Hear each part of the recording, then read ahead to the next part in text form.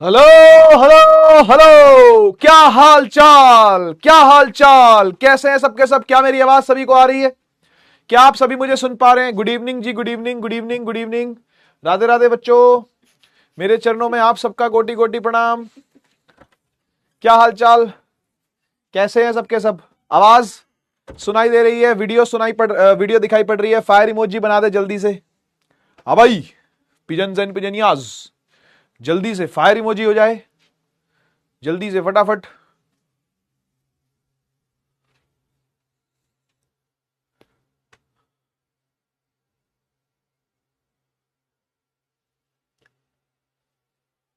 जल्दी से फटाफट फायर इमोजी होना चाहिए। वाह भाई वाह, बहुत बढ़िया, बहुत बढ़िया, सही है, सही है, सही है। आवाज आवाज साफ आनी चाहिए भाई सभी को, है ना? वीडियो भी ऑडियो भी, चलिए बढ़िया है, बहुत बढ़िया है। आज लेक्चर नंबर 7 लेकर के आए हैं भाई, इलेक्ट्रिसिटी का, है ना? इलेक्ट्रिसिटी को खत्म करना है कि नहीं करना तुमको? इलेक्ट्रिसिटी चल रहा है कब से भाई?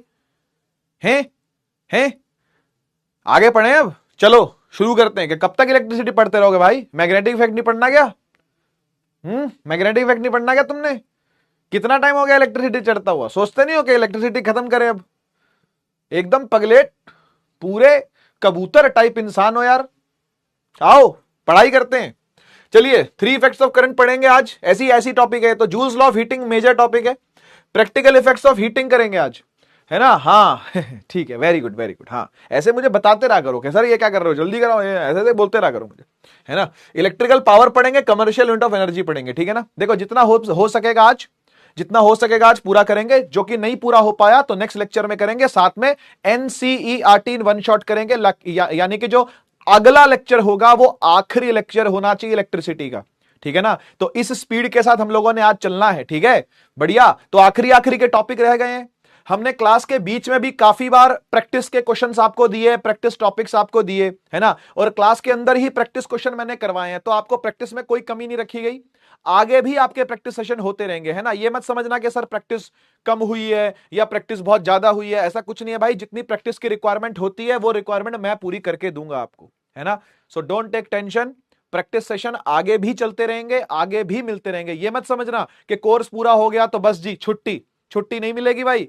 प्रैक्टिस सेशन कंटिन्यू आगे बढ़ते रहेंगे, ठीक है? प्रीवियस ईयर सवाल चलेंगे, कंपिटेंसी बेस्ड सवाल चलेंगे, असर्शन रीजन बेस्ड सवाल चलेंगे, हर टाइप के सवाल आपको करवाए जाएंगे। तो वरी नहीं करना, बस आप लोगों ने रिवीजन को ऑन पॉइंट रखना है, ठीक है? मेरी बात समझ में आ गई? क्या ऑन पॉइंट रखना है? क्या बोला मैंने? क्या संभालना है आपने? क्या ऑन पॉइंट रखना है? हाँ जी, बिल्कुल बिल्कुल ऑन पॉइंट रखना है रिवीजन, ठीक है? रिवीजन को ऑन पॉइंट रखना है आपने। समझ में आ गई बात? ठीक है, तो रिवीजन को प्रॉपर रखिएगा, ठीक है ना? रिवीजन को ऑन पॉइंट रखना है, प्रॉपर रखना है, ठीक है जी?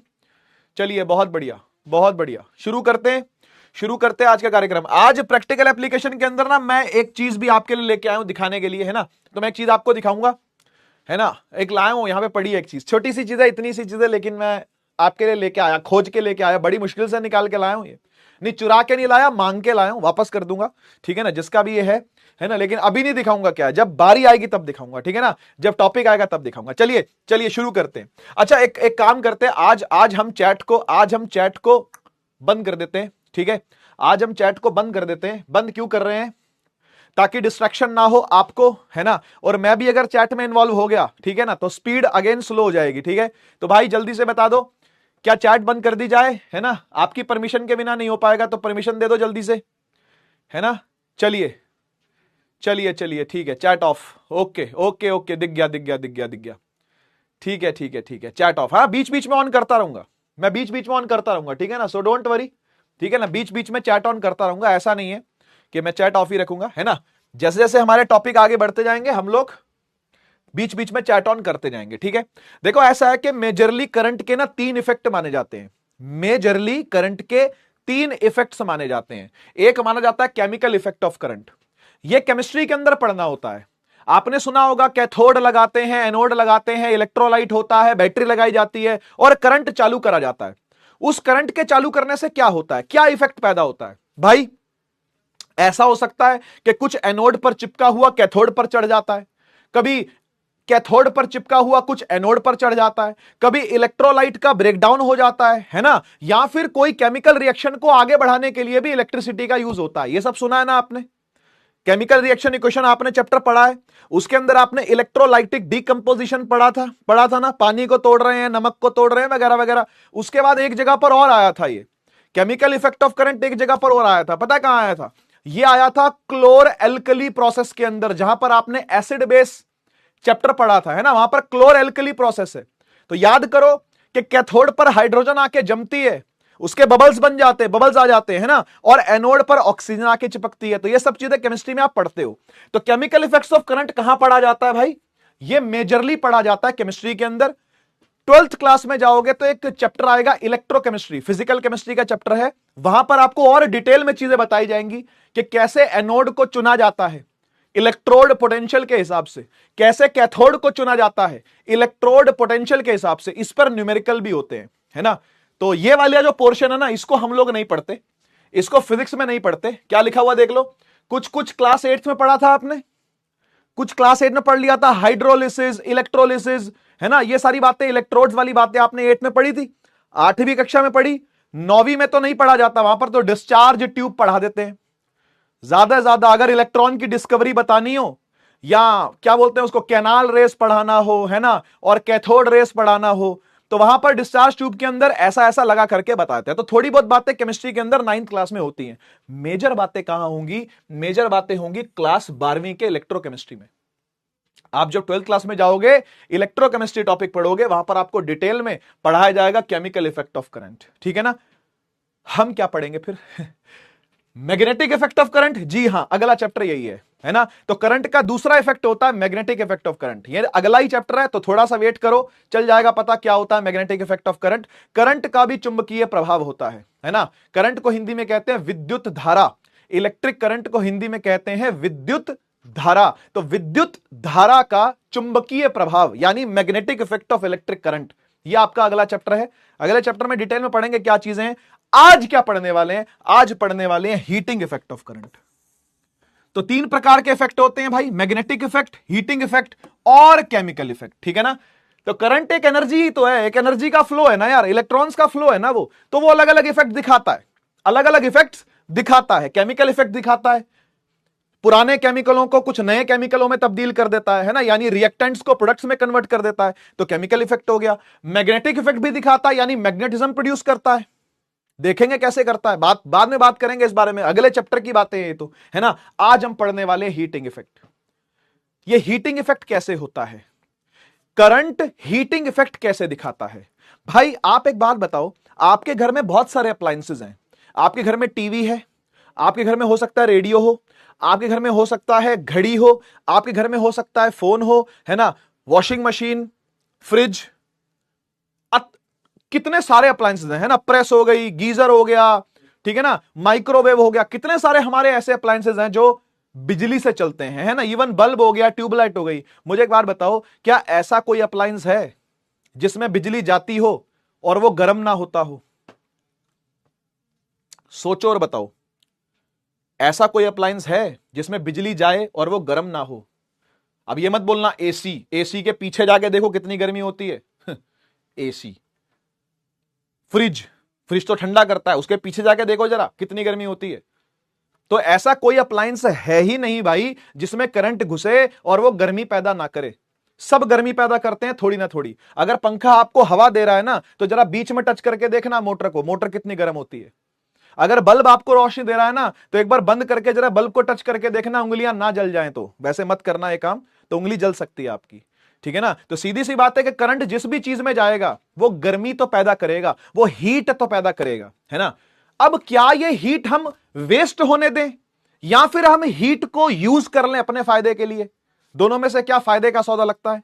ऑब्वियसली हम हीट को क्या करें, अपने फायदे में यूज कर लें, है ना। तो हम इस चीज को आगे जाके पढ़ेंगे कि कैसे हमने इस हीट को अपने फायदे में क्या किया, इस्तेमाल किया, प्रैक्टिकल एप्लीकेशंस क्या है इस हीटिंग इफेक्ट की, ठीक है ना। लेकिन सबसे पहला सवाल यह उठता है, पूरी कहानी का सार भी यही है और शुरुआत भी यही है कि हीटिंग इफेक्ट होता कैसे है, क्यों हीटिंग इफेक्ट होता है। आपको क्या लगता है हीटिंग इफेक्ट क्यों होता होगा? अगर किसी वायर में करंट चले तो हीटिंग इफेक्ट होने का क्या कारण हो सकता है, आप बताओ, आप सोचो और बताओ कैसे हो सकता है। मुझे बताओ करंट होता क्या है? करंट होता है इलेक्ट्रॉन की मूवमेंट, इलेक्ट्रॉन का मोशन, हाँ या ना? अच्छा, इलेक्ट्रॉन अगर मोशन कर रहा है तो आपको क्या लगता है उसका मोशन करना बहुत आसान है क्या?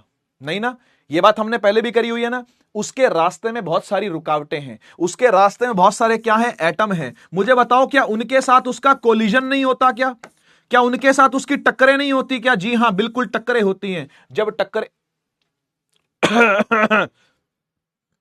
जब टक्करें होती हैं तो जो एनर्जी से इलेक्ट्रॉन आ रहा है वो एनर्जी लूज कर देता है ना, और वो एनर्जी किस में कन्वर्ट हो जाती है? हीट एनर्जी में कन्वर्ट हो जाती है। ऐसा समझो कि भाई आपके सामने कम से कम 100 लोग खड़े हैं, 100 लोग खड़े हैं, और आपको उन 100 लोगों के बीच में से भाग के निकलना है। तो क्या बहुत आसान होगा 100 लोगों के बीच में से भाग के निकलना? क्या तुम सोचोगे सर रास्ता ही बदल लेते हैं, क्या जाना 100 लोगों के बीच में, है ना? लेकिन इलेक्ट्रॉन के पास तो वो चारा भी नहीं है, उसको तो वो एटमों के बीच में से निकल के जाना है, उनके साथ टक्करें खानी है। तो जितनी स्पीड वो पकड़ता है टकराता है, खत्म। फिर स्पीड गेन करता है, टकराता है, खत्म। फिर स्पीड गेन करता है, टकराता है, खत्म। Kinetic energy converted into heat energy, kinetic energy converted into heat energy, kinetic energy converted into heat energy. इसलिए लगातार इस कोलिजन के कारण से क्या निकलती है भाई? हीट निकलती है। तो तारें गर्म होती हैं, गर्म होकर सड़ जाती हैं, गर्म हो जाती हैं तो जल जाती हैं। सुना है आपने ना, चिंगारी बोल जाते हैं, कहीं पटाखा बोल जाता है। ये क्यों होता है? इसलिए होता है क्योंकि हीट हैंडल नहीं हो पाती, इतनी हीट हो जाती है। समझ में आया? तो हीटिंग इफेक्ट के पीछे का कारण समझ में आया क्यों है? कोलिजन्स। हीटिंग इफेक्ट के पीछे कारण क्या है? कोलिजन्स, टक्कर होना, इलेक्ट्रॉनों की टक्कर होना एटमों से, इलेक्ट्रॉनों की टक्कर होना किनसे? एटमों से। इस कारण से हीटिंग इफेक्ट पैदा होता है। पढ़ लो भाई, पढ़ लो। When current is pass through a conductor due to repetitive collisions, देख लो भैया, रिपीटेटिव का मतलब होता है बारंबार, बारंबार टकरे होना, लगातार बार बार टकरे होना between moving charges and atoms. जो चलते हुए चार्ज हैं और जो एटम उनके बीच में टकरे होती हैं। हीट एनर्जी और पावर भी, क्योंकि एनर्जी कहीं आएगी तो पावर भी आएगी। याद करो क्लास 9th का चैप्टर था वर्क एंड एनर्जी, उसी में आपने पावर को भी पढ़ा था। तो एक तरीके का वर्क डन हो रहा है, एनर्जी निकल रही है, और पावर डिसिपेट हो रही है। डिसिपेट का मतलब होता है हमारे काम की नहीं है, हमारे काम की नहीं है, वेस्ट हो रही है, सराउंडिंग में फैल रही है। उसको, उस शब्द को बोलते हैं डिसिपेशन। डिसिपेटेड का मतलब होता है सराउंडिंग में फैलना। ठीक है जी, सराउंडिंग में फैलना, सराउंडिंग में, है ना, फैलना। बहुत क्लियर है, आसान बात। चलिए, सबसे पहले इस हीट के बारे में किसी ने दुनिया को बताया तो वो थे जूल साहब। पता ही आपको यूनिट क्या है? जूल होती है। कोई भी एनर्जी की यूनिट क्या होती है? जूल। किसी भी वर्क डन की यूनिट क्या होती है? जूल। आप जानते हो ना। तो जूल साहब ने क्या दिया था? लॉ दिया था, कहते हैं इसको जूल्स लॉ ऑफ हीटिंग। अब इन्होंने क्या बोला था, जरा ध्यान से सुनना। इन्होंने यह कहा था, जरा यहां देखो, जरा यहां देखो। मान लो कोई रेजिस्टेंस है जिसकी वैल्यू है आर, सही। अभी कुछ मत देखो, सिर्फ जो मैं बता रहा हूं वो सुनो ध्यान से। एक रेजिस्टेंस है आर, उसमें आई करंट घुस रहा है, तो आई करंट निकल भी रहा होगा, सही बात है कि नहीं? जितना घुसता है उतना निकलता भी है करंट। आपको पता है सीरीज में करंट सेम रहता है, जितना करंट घुस रहा है उतना निकल भी रहा है। सोचो ये टी टाइम तक चलता ही रहे, चलता ही रहे, चलता ही रहे, चलता ही रहे, चलता ही रहे, चलता ही रहे, चलता ही रहे, चलता ही रहे, चलता ही रहे, टी टाइम तक चले जा रहा, चले जा रहा, चले जा रहा। तो भाई कुछ टाइम के लिए मान लो ये चल रहा है, तो उस टाइम के लिए भी तो कुछ ना कुछ हीट बाहर निकलनी चालू होगी या नहीं होगी? सोचो, सोचो, हां या ना? कुछ कुछ हीट प्रोड्यूस करना चालू करेगा या नहीं करेगा? बिल्कुल करेगा। तो जूल साहब ने पता क्या बोला? जूल साहब ने बोला कि भाई ये जो हीट होती है ना, कहां लिखूं, कहां लिखूं, यहां लिख देता हूं। जो हीट होती है ना, हीट बोले तो एच, एनर्जी, एनर्जी, वो डायरेक्टली प्रोपोर्शनल होती है करंट के स्क्वायर के। करंट के नहीं बोला, बोला करंट के स्क्वायर के, यानी करंट पर तो अच्छा खासा प्रभाव है हीट का। हीट अच्छे खासे रूप से प्रभावित है करंट से। Heat is directly proportional to current का स्क्वायर। फिर बोला डायरेक्टली प्रोपोर्शनल टू रेजिस्टेंस भी है। फिर बोला directly proportional to time period भी है। यानी इन सब के डायरेक्टली प्रोपोर्शनल होती है हीट। एक बार पढ़ के देखो जरा क्या बोला भाई साहब ने। जूल्स लॉ ऑफ हीटिंग की स्टेटमेंट सुनो जरा, क्या ये याद भी करना है आपको, ये याद भी करना है बेटा। It states that heat produced in a conductor is directly proportional to the square of the amount of current flowing, resistance of the conductor and time period of the flow of current. कितनी देर तक current चला, जितनी ज्यादा देर तक चला उतनी ज्यादा heat होगी। सोचो हाँ या ना। भाई एक लड़ाई चल रही है, एक दंगा चल रहा है, फसाद चल रहा है, लड़ाई चल रही है और कई दिनों तक चल रही है, तो हानि कम होगी या ज्यादा होगी? हानि ज्यादा होगी। प्रॉपर्टी को डैमेज ज्यादा होगा, लूटपाट ज्यादा होगी, मारकाट ज्यादा होगी, गर्मा गर्मी ज्यादा फैलेगी, न्यूज भी सब जगह पर बनी रहेगी। बोलो ऐसा होगा कि नहीं होगा? टाइम ज्यादा होगा बेटा तो हीट ने तो ज्यादा होना ही है, गर्मा गर्मी ज्यादा होगी है ना। अच्छा, रेजिस्टेंस ज्यादा है तो रेजिस्टेंस का मतलब क्या हुआ? रुकावट ज्यादा है तो।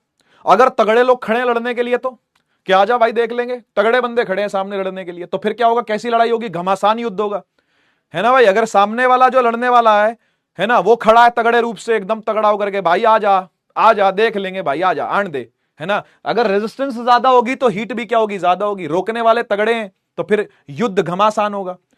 करंट ज्यादा होगा तो भी हीट ज्यादा होगी। करंट का मतलब क्या? जो चार्ज चल रहा है पर सेकंड, ज्यादा चार्ज फ्लो कर रहा है पर सेकंड।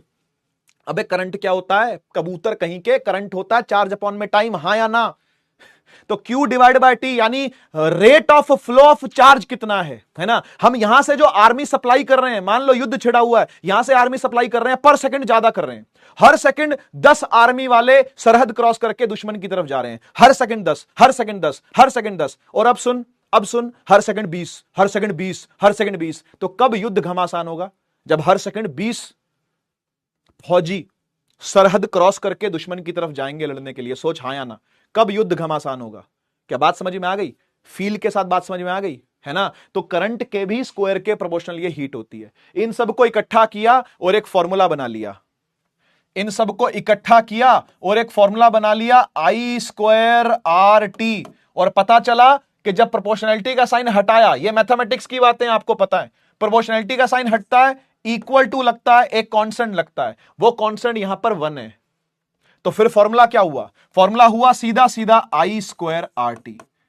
तो ये फॉर्मूला होता है बेटा जूल्स लॉ ऑफ हीटिंग का। कोई बोले आपसे कि जूल्स लॉ ऑफ हीटिंग का फॉर्मूला क्या है, हीट प्रोड्यूस इन कंडक्टर का फॉर्मूला क्या है, तो वो है I स्क्वायर RT। जरा दोहराओ मेरे साथ, क्या है फॉर्मूला? H बराबर I स्क्वायर RT, H बराबर I स्क्वायर RT, H बराबर I स्क्वायर RT। I बोले तो करंट एम्पियर में होगा, R बोले तो रेजिस्टेंस ओम में होगी, T बोले तो टाइम सेकंड्स में होगा, H बोले तो हीट जूल में होगी। सबके यूनिट लिख रहा हूं, देखते जाइए, सबके यूनिट लिख देता हूं भैया। जूल, एम्पियर, ओम, सेकंड्स, सबके ऐसा यूनिट मैंने नीचे लिख दिए, ठीक है जी, कोई कंफ्यूजन नहीं होना चाहिए। अच्छा, अब कुछ स्कूल्स के अंदर इसके प्रूफ करवाए जाते हैं और कुछ स्कूल्स के अंदर प्रूफ नहीं करवाए जाते। पहली बात मैं आपको ये बता दूं, ये प्रूफ नहीं है, ये प्रूफ नहीं है, ये तो स्टेटमेंट से फॉर्मूला निकाला हुआ है। जो जूल साहब ने अपने श्रीमुख से कहा, अपने मुख से जो उनके निकला, उसके हिसाब से फॉर्मूला बना दिया गया। एक्सपेरिमेंटली भी देख लिया गया कि भाई कोई कांस्टेंट है या नहीं है, तो पता चला नहीं है, तो ये फॉर्मूला दुनिया भर में प्रसिद्ध हो गया। लेकिन क्या ये मैथमेटिकल प्रूफ है? मैथमेटिकल प्रूफ नहीं है ये। तो इसका मैथमेटिकल प्रूफ मैं शुरू से करवाता हूं। मुझे नहीं पता आपके स्कूल वालों ने करवाया है नहीं करवाया, लेकिन बोर्ड के लिए जरूरी है, बोर्ड में पूछा भी गया है, ठीक है ना। एनसीईआरटी में दिया हुआ है? नहीं दिया हुआ, एनसीईआरटी में नहीं दिया हुआ। स्कूल वाले नहीं करवाते, कुछ स्कूल वाले करवाते भी हैं। जब मैं स्कूल में पढ़ाता था, आपको पता है 1 साल मैंने, शुरू का जो मेरा साल था वो स्कूल में ही पढ़ाया था मैंने, तो स्कूल में जब मैंने पढ़ाया था तो प्रूफ मैंने करवाया था, क्योंकि मुझे मेरे मास्टर ने करवाया था, ठीक है भाई। तो जो मैंने अपने मास्टर से सीखा, जो मैंने अपने गुरुजी से सीखा, वो मैं आगे अपने बच्चों को करवाऊंगा, सीधी बात, ठीक है। आपकी इच्छा है करने की तो करें, छोड़ने की इच्छा है छोड़ सकते हैं, लेकिन भाई अगर बोर्ड में आ गया तो मेरी गर्दन पकड़ने मत आना। प्रूफ ऑफ जूल्स लॉ, आइए देखिए प्रूफ करते हैं, आइए प्रूफ करते हैं। इस H बराबर I स्क्वायर RT को प्रूव करेंगे हम, ठीक है। शुरुआत कैसे करनी है? देखो, किसी भी डेरिवेशन की शुरुआत बहुत इंपॉर्टेंट होती है, क्योंकि अपने को ना चाबी नहीं पता होती ताले की, ताला खुलेगा कैसे ही अपने को पता नहीं होता, तो इसलिए चाबी पकड़ाना मेरा काम, चाबी पकड़ाना मेरा काम, ताला खोलना आपका काम। मैं सिखा दूंगा ताला कैसे खोलना है, और चाबी भी मैं ही पकड़ाऊंगा आपको, लेकिन खोलना आपको पड़ेगा, समझ गए ना। यानी प्रैक्टिस आपको करनी पड़ेगी। शुरुआत में आपको बता रहा हूं, शुरुआत में आपको बता रहा हूं कि क्या करनी है। देखो, शुरुआत में आपने क्या करना है, इतना ध्यान रखो कि आप जूल्स लॉ निकाल रहे हो, और जूल्स लॉ होता है, जूल्स लॉ होता है H is equal to I square R T. Sir इतना कोने में दबा के क्यों लिख रहे हो? अरे भाई जगह नहीं है, जगह नहीं है ना, यहां सब कुछ लिखूंगा अभी, अभी यहां मैंने बहुत कुछ लिखना है, इसलिए कोने में दबा के लिख रहा हूं। ये मेरा आंसर है, ये मेरा आंसर है, मुझे यहां तक पहुंचना है। अबे ये मेरा आंसर है ना, मुझे यहां तक पहुंचना है ना, शुरुआत कहां से करूं, शुरुआत कहां से करूं? तो अपने आप से एक सवाल पूछो और मुझे बताओ कि ये हीट एनर्जी ही तो है, और एनर्जी और वर्क डन आपस में एक दूसरे में कन्वर्ट हो सकते हैं, है ना? तो मुझे बताओ ये वर्क डन नाम की जो बीमारी है वो इस चैप्टर में पहले कब तुम्हारे कानों में पड़ी, कब तुम्हारी आंखों के सामने आई, कब मैंने अपने मुंह से बोला कि भाई वर्कडन इस फॉर्मूले में आता है? ऐसा कौन सा फॉर्मूला है जिसमें आपको वर्कडन सुनने को मिला था सबसे पहले? सबसे पहली बार आपको वर्कडन किस फॉर्मूले में सुनने को मिला था? तो आप सबका एक स्वर में जवाब होगा वोल्टेज के फॉर्मूले में। बिल्कुल, चाबी वही है, चाबी वही है, चाबी को पकड़ना सीख गए, ठीक है ना भाई? चाबी को पकड़ना सीख गए कि जो शुरुआत करनी है ये वोल्टेज के फॉर्मूले से करनी है। क्या था बेटा वोल्टेज का फॉर्मूला? सर वोल्टेज का फॉर्मूला था वर्कडन अपॉन में चार्ज। आ रहा याद? आ रहा ना याद? वोल्टेज बराबर वर्कडन अपॉन में चार्ज। यहां से वर्कडन निकाल लो, क्या आएगा? सर वर्कडन आएगा, क्यू को ले जाओ वी के साथ, तो ये हो गया वी क्यू या क्यू वी, जैसे मर्जी लिख लो, कोई दिक्कत नहीं। बढ़िया बढ़िया, यहां तक कोई समस्या नहीं? कोई समस्या नहीं। अच्छा सोच सकते हो यहां से यहां कैसे जाएंगे? अब यहां से यहां कैसे चलेंगे? अब इसमें ऐसा क्या तब्दील करूं, क्या चेंज करूं कि मैं यहां तक पहुंच जाऊं? ध्यान से देखो, ये V है और V को हम लोग, हां जी हां जी, V को हम लोग IR लिख सकते हैं, हां या ना बोल दो। तो मैं V की जगह पर लगा देता हूं IR, कोई दिक्कत? V को रिप्लेस कर दिया किससे? IR से। और अब Q को उड़ाने की बारी आई। Q को किससे उड़ाऊं? आपने Q को किस फॉर्मूला में सबसे पहली बार देखा था? नहीं, Q is equal to any मत बोलना मुझे, करंट का फॉर्मूला याद आ रहा है? Q बाय T, वो लगा दो यहां पर। T को ले जाओ I के साथ, तो Q क्या आ गया बेटा? IT, उठा के यहां रख दो, IT। आया समझ में? इसको ढंग से I बना देता हूं मैं, है ना, ताकि तुमको कुछ और ना लगे। ये L लगता है, कभी किसी को कुछ लगता है ना, किसी को 1 लगता है ना? ठीक है भाई, ठीक है भाई, बढ़िया बढ़िया, सही है। और सही है कि नहीं? V की जगह पर IR रख दिया, Q की जगह पर IT रख दिया। अरे बोल भाई, आई स्क्वायर नहीं हो गया क्या? R और T। और वर्कडन को बेटा आप कभी भी एनर्जी बोल सकते हो, कोई समस्या वाली बात नहीं है ना यार? वर्कडन और एनर्जी में तो सीधा कन्वर्जन होता ही है, कोई दिक्कत वाली बात नहीं है ना? तो आप इसको एनर्जी बराबर आई स्क्वायर आर टी बोलो या H बराबर आई स्क्वायर आर टी बोलो, क्या ही फर्क है? क्या ही फर्क है जी, क्या ही फर्क है जी, क्या ही फर्क है जी। समझ में आया क्या? समझ में आया क्या? समझ में आया क्या? 4 स्टेप के अंदर डेरिवेशन खत्म, 4 स्टेप के अंदर डेरिवेशन खत्म। फिर से समझा रहा हूं, दोबारा से सुन ले। शुरुआत करनी है वोल्टेज के फॉर्मूले से, वर्कडन अपॉन में चार्ज होता है, वर्कडन निकाल लो, Q इंटू वी हो गया। V को रिप्लेस कर दो ओम्स लॉ का फॉर्मूला IR, और चार्ज को रिप्लेस कर दो करंट इंटू टाइम IT। उठा के वहां पटक दो, आपको सब कुछ दिखने लगेगा, ऐसे आंखें खुल जाएंगी बिल्कुल ऐसे, वाह, ऐसा लगेगा खुद में करंट चला गया हो जैसे। एक बार चैट ऑन कर रहा हूं, जरा बता दो यहां तक सब कुछ ओपी है, सब कुछ ओके है, तो फायर इमोजी बनना चाहिए, है ना? तो फिर फायर इमोजी बनना चाहिए जल्दी से, है ना? यहां तक सब कुछ ओके है, यहां तक सब कुछ ओपी है, तो फायर इमोजी बनना चाहिए, एक बार फायर इमोजी बनना चाहिए। Sir you are the best, धन्यवाद हर्षिता बेटा, धन्यवाद। ठीक है, फायर इमोजी बनना चाहिए। चलिए चलिए चलिए चलिए, बहुत बहुत धन्यवाद, बहुत बहुत धन्यवाद। आगे चलते हैं, आगे चलते हैं। सही है सही है, बस बस बस, वापस आ जाओ, वापस आ जाओ, फुल स्क्रीन कर लो। एक छोटा सा सवाल आपके सामने आता है ना, और इसको अपन सब मिल करके ट्राई करेंगे, ठीक है? एक इलेक्ट्रिक आयरन है, सभी बच्चे ट्राई करेंगे बेटा, जिसकी रेजिस्टेंस है 20 ओम, ठीक है जी, जो हुक्म। करंट है उसका 5 एंपियर, ओके जी, ओके जी। और कुछ कह रहा है calculate the heat developed, heat कितनी डेवलप होगी, है ना, जब टाइम दे रखा हो 30 सेकेंड। सब कुछ ऐसा यूनिट में है, सबसे पहले चेक करो, यूनिट चेक करो सबसे पहले, ओम ठीक, एंपियर ठीक, सेकंड्स ठीक, तो हीट निकल के जूल में आएगी। फॉर्मूला क्या? आई स्क्वायर आर टी। इससे आसान क्वेश्चन क्या ही होगा? और एनसीईआरटी का सवाल है, मैं आपको बता दूं, एनसीईआरटी का सवाल है, उठा के पुट करने का सब कुछ, 5 का स्क्वायर इंटू में आर कितना 20 और टाइम कितना 30। चल भाई, 5 पंजे 25 हो गया, इंटू में 2, इंटू में 3, इंटू में 100, सही है। 25 दूनी 50, 50 दिए 150 जूल, 15,000 जूल आंसर आ गया। बहुत सिंपल सवाल था, इसके लिए क्या ही चैट ऑन करनी। चलो आगे बढ़ते हैं, आगे बढ़ते हैं। आते हैं भैया हम लोग प्रैक्टिकल एप्लीकेशंस पर। हीटिंग इफेक्ट की 3 प्रैक्टिकल एप्लीकेशंस हैं जो कि एनसीईआरटी ने दी हुई है। एनसीईआरटी किताब कहती है कि भाई 3 एप्लीकेशन मिनिमम आपको पढ़नी ही पढ़नी है। कौन कौन सी? सबसे पहली बताती है बल्ब, ये रहा, शक्ल सूरत देख लो इसकी, ये बल्ब है।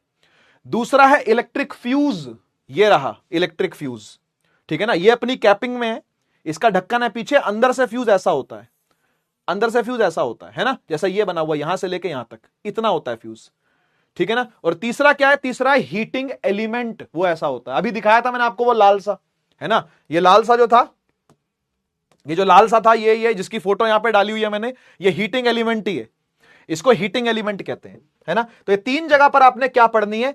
प्रैक्टिकल एप्लीकेशंस पढ़नी है आपने, ठीक है ना। चलो मैं आपको वो भी दिखाया था जो मैं लेकर के आया था, देखो बहुत छोटा सा है ना, मैं कैमरे के पास लेके आऊंगा, एक बार देख लेना जरा, है ना, एक बार देख लेना जरा, ये है, ये थोड़ा दूर ही देख, दूर से भी देख लो, पास से भी देख लो, ये है ना, ये फ्यूज है बेटा, ये फ्यूज है, इसके अंदर फ्यूज वायर है, वायर शायद आपको नहीं दिखेगी, वायर शायद आपको नहीं दिखेगी, है ना, लेकिन इसमें है।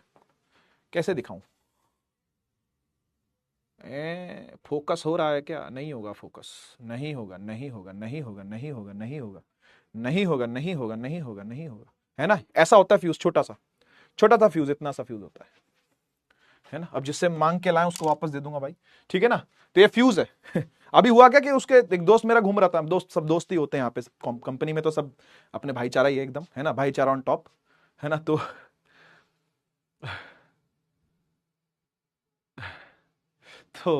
भाईचारा ऑन टॉप, तो वो मिलता घूमता फिरता मिल गया, मैंने हाथ मिलाया तो कह रहा ये चुभ क्या रहा भाई? कह रहा फ्यूज है भाई हाथ में। मैं कहा ला दे, मैं कहा पढ़ा के आता हूँ अभी जरा, तेरे को दे दूंगा एक क्लास के बाद, अभी जाऊंगा फ्री होके फिर उसको वापस कर दूंगा, ठीक है ना। पता नहीं क्यों लेके घूम रहा था फ्यूज। इलेक्ट्रिक बल्ब, सबसे पहले आते हैं इलेक्ट्रिक बल्ब पर। आप में से काफी सारे बच्चों ने इस प्रकार का बल्ब जरूर देखा होगा, है ना, जिसमें के अंदर फिलामेंट होता है ना, ऐसा ये फिलामेंट है, ये फिलामेंट होता है, और ये फिलामेंट चमकता है, ग्लो करता है फिलामेंट, ये है ना।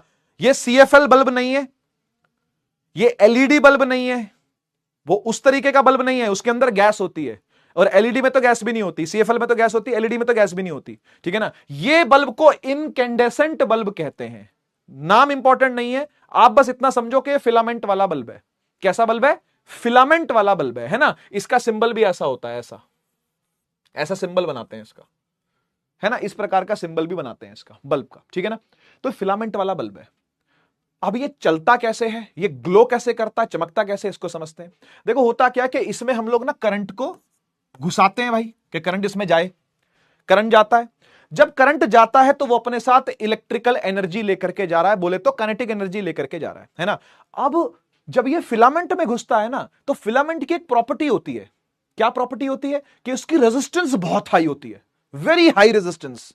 तो सबसे पहली बात यह है, इलेक्ट्रिक बल्ब के अंदर जो फिलामेंट होता है, जो फिलामेंट होता है उसकी रेजिस्टेंस बहुत हाई होती है, रेजिस्टेंस इज हाई, उसकी रेजिस्टेंस होती है हाई, है ना। एरो ऊपर का मतलब होता है हाई है, मैं ऐसा मैं बनाता रहता हूं, आपको पता है ना, रेजिस्टेंस होती है हाई। और दूसरी इंपॉर्टेंट प्रॉपर्टी क्या है? दूसरी इंपॉर्टेंट प्रॉपर्टी है कि इसका मेल्टिंग पॉइंट होता है very high. Melting point, Madhya Pradesh नहीं है बेटा, ये एमपी माने मध्य प्रदेश मत समझ लेना, है ना। एमपी अजब है, सबसे गजब है, मुझे पता है, एमपी के चक्के का आटा मैं भी खाता हूं, है ना, शरबती आटा, गेहूं, वो मैं भी खाता हूं कभी कभी। ये जो एमपी है ये है मेल्टिंग पॉइंट, इसका मेल्टिंग पॉइंट होता है बहुत बहुत हाई, बहुत बहुत हाई। पता है कितना? 3387 डिग्री सेल्सियस। किसी किसी बुक में 3380 भी मिलता है, एनसीईआरटी में 3380 लिखा हुआ है, ठीक है ना। 3380 डिग्री सेल्सियस। ऐसा कौन सा फिलामेंट है भाई? अरे किस चीज का बना हुआ है फिलामेंट? ये फिलामेंट असल में बना होता है बेटा टंगस्टन का। टंगस्टन एक मेटल है ना, जैसे सोडियम एक मेटल होता है, पोटेशियम एक मेटल होता है, ऐसी टंगस्टन भी क्या है? एक मेटल है, ठीक है ना। तो टंगस्टन का एलिमेंटल डिनोशन जो होता है वो W से होता है, जैसे सोडियम का Na से होता है, पोटेशियम का K से होता है, क्लोरीन का Cl है, है ना, और नाइट्रोजन का Na ऑक्सीजन का हुआ है। इस प्रकार से टंगस्टन का होता है W से डिनोशन। पता नहीं क्यों करते हैं, भगवान जाने। सोडियम का Na करते हैं, नेट्रियम नाम है उसका, है ना। ऐसी पोटेशियम का K कुछ और नाम होता होगा उसका, पता नहीं, है ना। ऐसी टंगस्टन को W से डिनोट करते हैं, W से डिनोट करते हैं, सही। तो दोबारा बात पर आते हैं कि जब ये करंट इसमें घुसता है ना, जब ये करंट इस बल्ब में घुसता है और घुस करके इस फिलामेंट के अंदर जाता है, तो फिलामेंट की रेजिस्टेंस बहुत हाई है, रुकावटें बहुत ज्यादा हैं, लड़ने को तैयार, खूब लड़ाका आदमी है, खूब लड़ने को तैयार है। अब लड़ने को तैयार है तो क्या होगा, लड़ाई होगी। अगर लड़ने को तैयार है तो लड़ाई होगी, और रेजिस्टेंस ज्यादा होगी तो हीट भी क्या होगी बेटा, ज्यादा होगी या नहीं होगी, बताओ। तो इसमें ना बहुत हीट प्रोड्यूस होती है, ये बहुत गर्म हो जाता है फिलामेंट, ये फिलामेंट बहुत गर्म हो जाता है, बहुत गर्म, अत्यंत गर्म हो जाता है। और जब इतना गर्म हो जाता है ना, तो भी पिघलता नहीं है। मेल्टिंग पॉइंट कैसा है, वेरी हाई, तो भी पिघलता नहीं है, क्योंकि इतनी हीट को अपने अंदर रिटेन करके रखता है, इतनी हीट को अपने अंदर संभाल के रखता है। टूटता नहीं है लेकिन, पिघलता नहीं है लेकिन, समझ गए ना। मेल्टिंग पॉइंट क्या होता है, बहुत हाई होता है ना। और जब ये इतना ज्यादा गर्म हो जाता है ना, तो गर्म होने के बाद ये ग्लोइंग इफेक्ट दिखाना चालू कर देता है, समझ गए ना। तो ये जो फिलामेंट है ना, इसकी वजह से क्या हुआ, ये गर्म हुआ बहुत ज्यादा, है ना, हीट अप हुआ, ठीक है जी। ये हीट अप हुआ, और हीट अप होने के बाद इसमें क्या आया बेटा, ग्लोइंग इफेक्ट आया। समझ गए कहानी क्या है, समझ गए कहानी क्या है। इसमें क्या आया, ग्लोइंग इफेक्ट आया। बस हमको ग्लोइंग इफेक्ट तो चाहिए, हमें ग्लोइंग इफेक्ट ही तो चाहिए। हमें इसकी गर्मी से क्या मतलब, हमें इससे गर्मी थोड़ी लेनी है, समझ रहे हो ना भाई। बल्ब से हमको गर्मी थोड़ी चाहिए, बल्ब से हमको चाहिए रोशनी, है ना। बल्ब से हमको चाहिए लाइट, तो लाइट मिल गई, लाइट मिल गई, और क्या चाहिए, ठीक है ना भाई। दोबारा से सुन लो, बल्ब में होता है फिलामेंट, फिलामेंट बना होता है टंगस्टन का, टंगस्टन को हिंदी में कहते हैं फौलाद। आपने शायद सुना भी हो ये शब्द, फौलाद, फौलादी बाहें, फौलादी सीना, फौलादी इरादे, वो टंगस्टन की बात हो रही है। टंगस्टन की हिंदी फौलाद होती है, ठीक है जी। तो फिलामेंट बना होता है टंगस्टन का, रेजिस्टेंस बहुत ज्यादा है, मेल्टिंग पॉइंट तो बहुत ही ज्यादा है, हाईएस्ट मेल्टिंग पॉइंट होता है सारे मेटल्स में से, इवन सारे एलिमेंट्स में से भी। नॉन मेटलों का तो क्या ही होगा, तो सारों का मिलाकर के सबसे हाईएस्ट है। Naturally occurring substance, highest melting point tungsten का ही होता है। तो इसी को साइंटिस्ट लोगों ने चुना और बल्ब बना दिया, ठीक है ना। ये हीटअप होता है, हीटअप होकर ग्लोइंग इफेक्ट दिखाता है, बात खत्म। इतना ही है, इतना ही है, ठीक। अच्छा, एक बात और सुन लो, इसका ये जो कवरिंग होती है, कांच की, ग्लास की कवरिंग होती है ना, और इसके अंदर आर्गन गैस होती है, आर्गन, AR, और क्यों होती है, फॉर द ऑब्वियस पर्पोजेज, आपको पता ही है, फॉर द ऑब्वियस पर्पोजेज। क्या है ऑब्वियस पर्पस, क्या है इसका भाई, नोबल गैस है। वही वाली कहानी यार, पढ़ी है तुमने, कोरोजन वाली, कोरोजन रेंसिडिटी पढ़ा है ना पहले चैप्टर में, वही बात है भैया। जल्दी से खराब ना हो, कोरोजन ना हो जाए, इसकी लाइफ कम ना हो जाए, हाय राम, हम तो डरते रहेंगे, है ना, कहीं इसके दिन ना आ जाएं, ठीक है। तो आर्गन वही चीज है, समझ गए ना। आर्गन उससे बचाती है, इसको ऑक्सीडाइज होने से बचाती है, बात खत्म। इलेक्ट्रिक फ्यूज पर आते हैं। ये जो मेरे अभी हाथ में था, कहां गया भाई, कहां गया भाई, ये रहा इलेक्ट्रिक फ्यूज। इलेक्ट्रिक फ्यूज को अगर मैं ध्यान से देखूं ना, इसके अंदर एक वायर है, आपको नहीं दिख रही होगी, है ना। तो ये बड़ी करके यहां पर आप देख सकते हो, है ना, बड़ी करके यहां पे देख सकते हो, यहां पे एक वायर है, ऐसे ऐसे ऐसे ऐसे ऐसे लगी हुई है। वो असल में ऐसे सीधी होती है, ऐसे सीधी वायर, ऐसे एक सीधी वायर होती है। अगर आपने फ्यूज देखा हो तो इसमें भी है, देखो ये, है ना। और ऊपर से ग्लास की कवरिंग है, कांच की कवरिंग या प्लास्टिक की कवरिंग होती है ना। प्लास्टिक की, वैसे प्लास्टिक प्रेफर करते हैं कि ना हो, क्योंकि मेल्ट जल्दी हो जाता है। कांच जो है वो मेल्ट जल्दी नहीं होता, है ना भाई। तो फ्यूज का काम समझ लेते हैं क्या है, आओ सुनो। फ्यूज का काम क्या है, देखो, इलेक्ट्रिक फ्यूज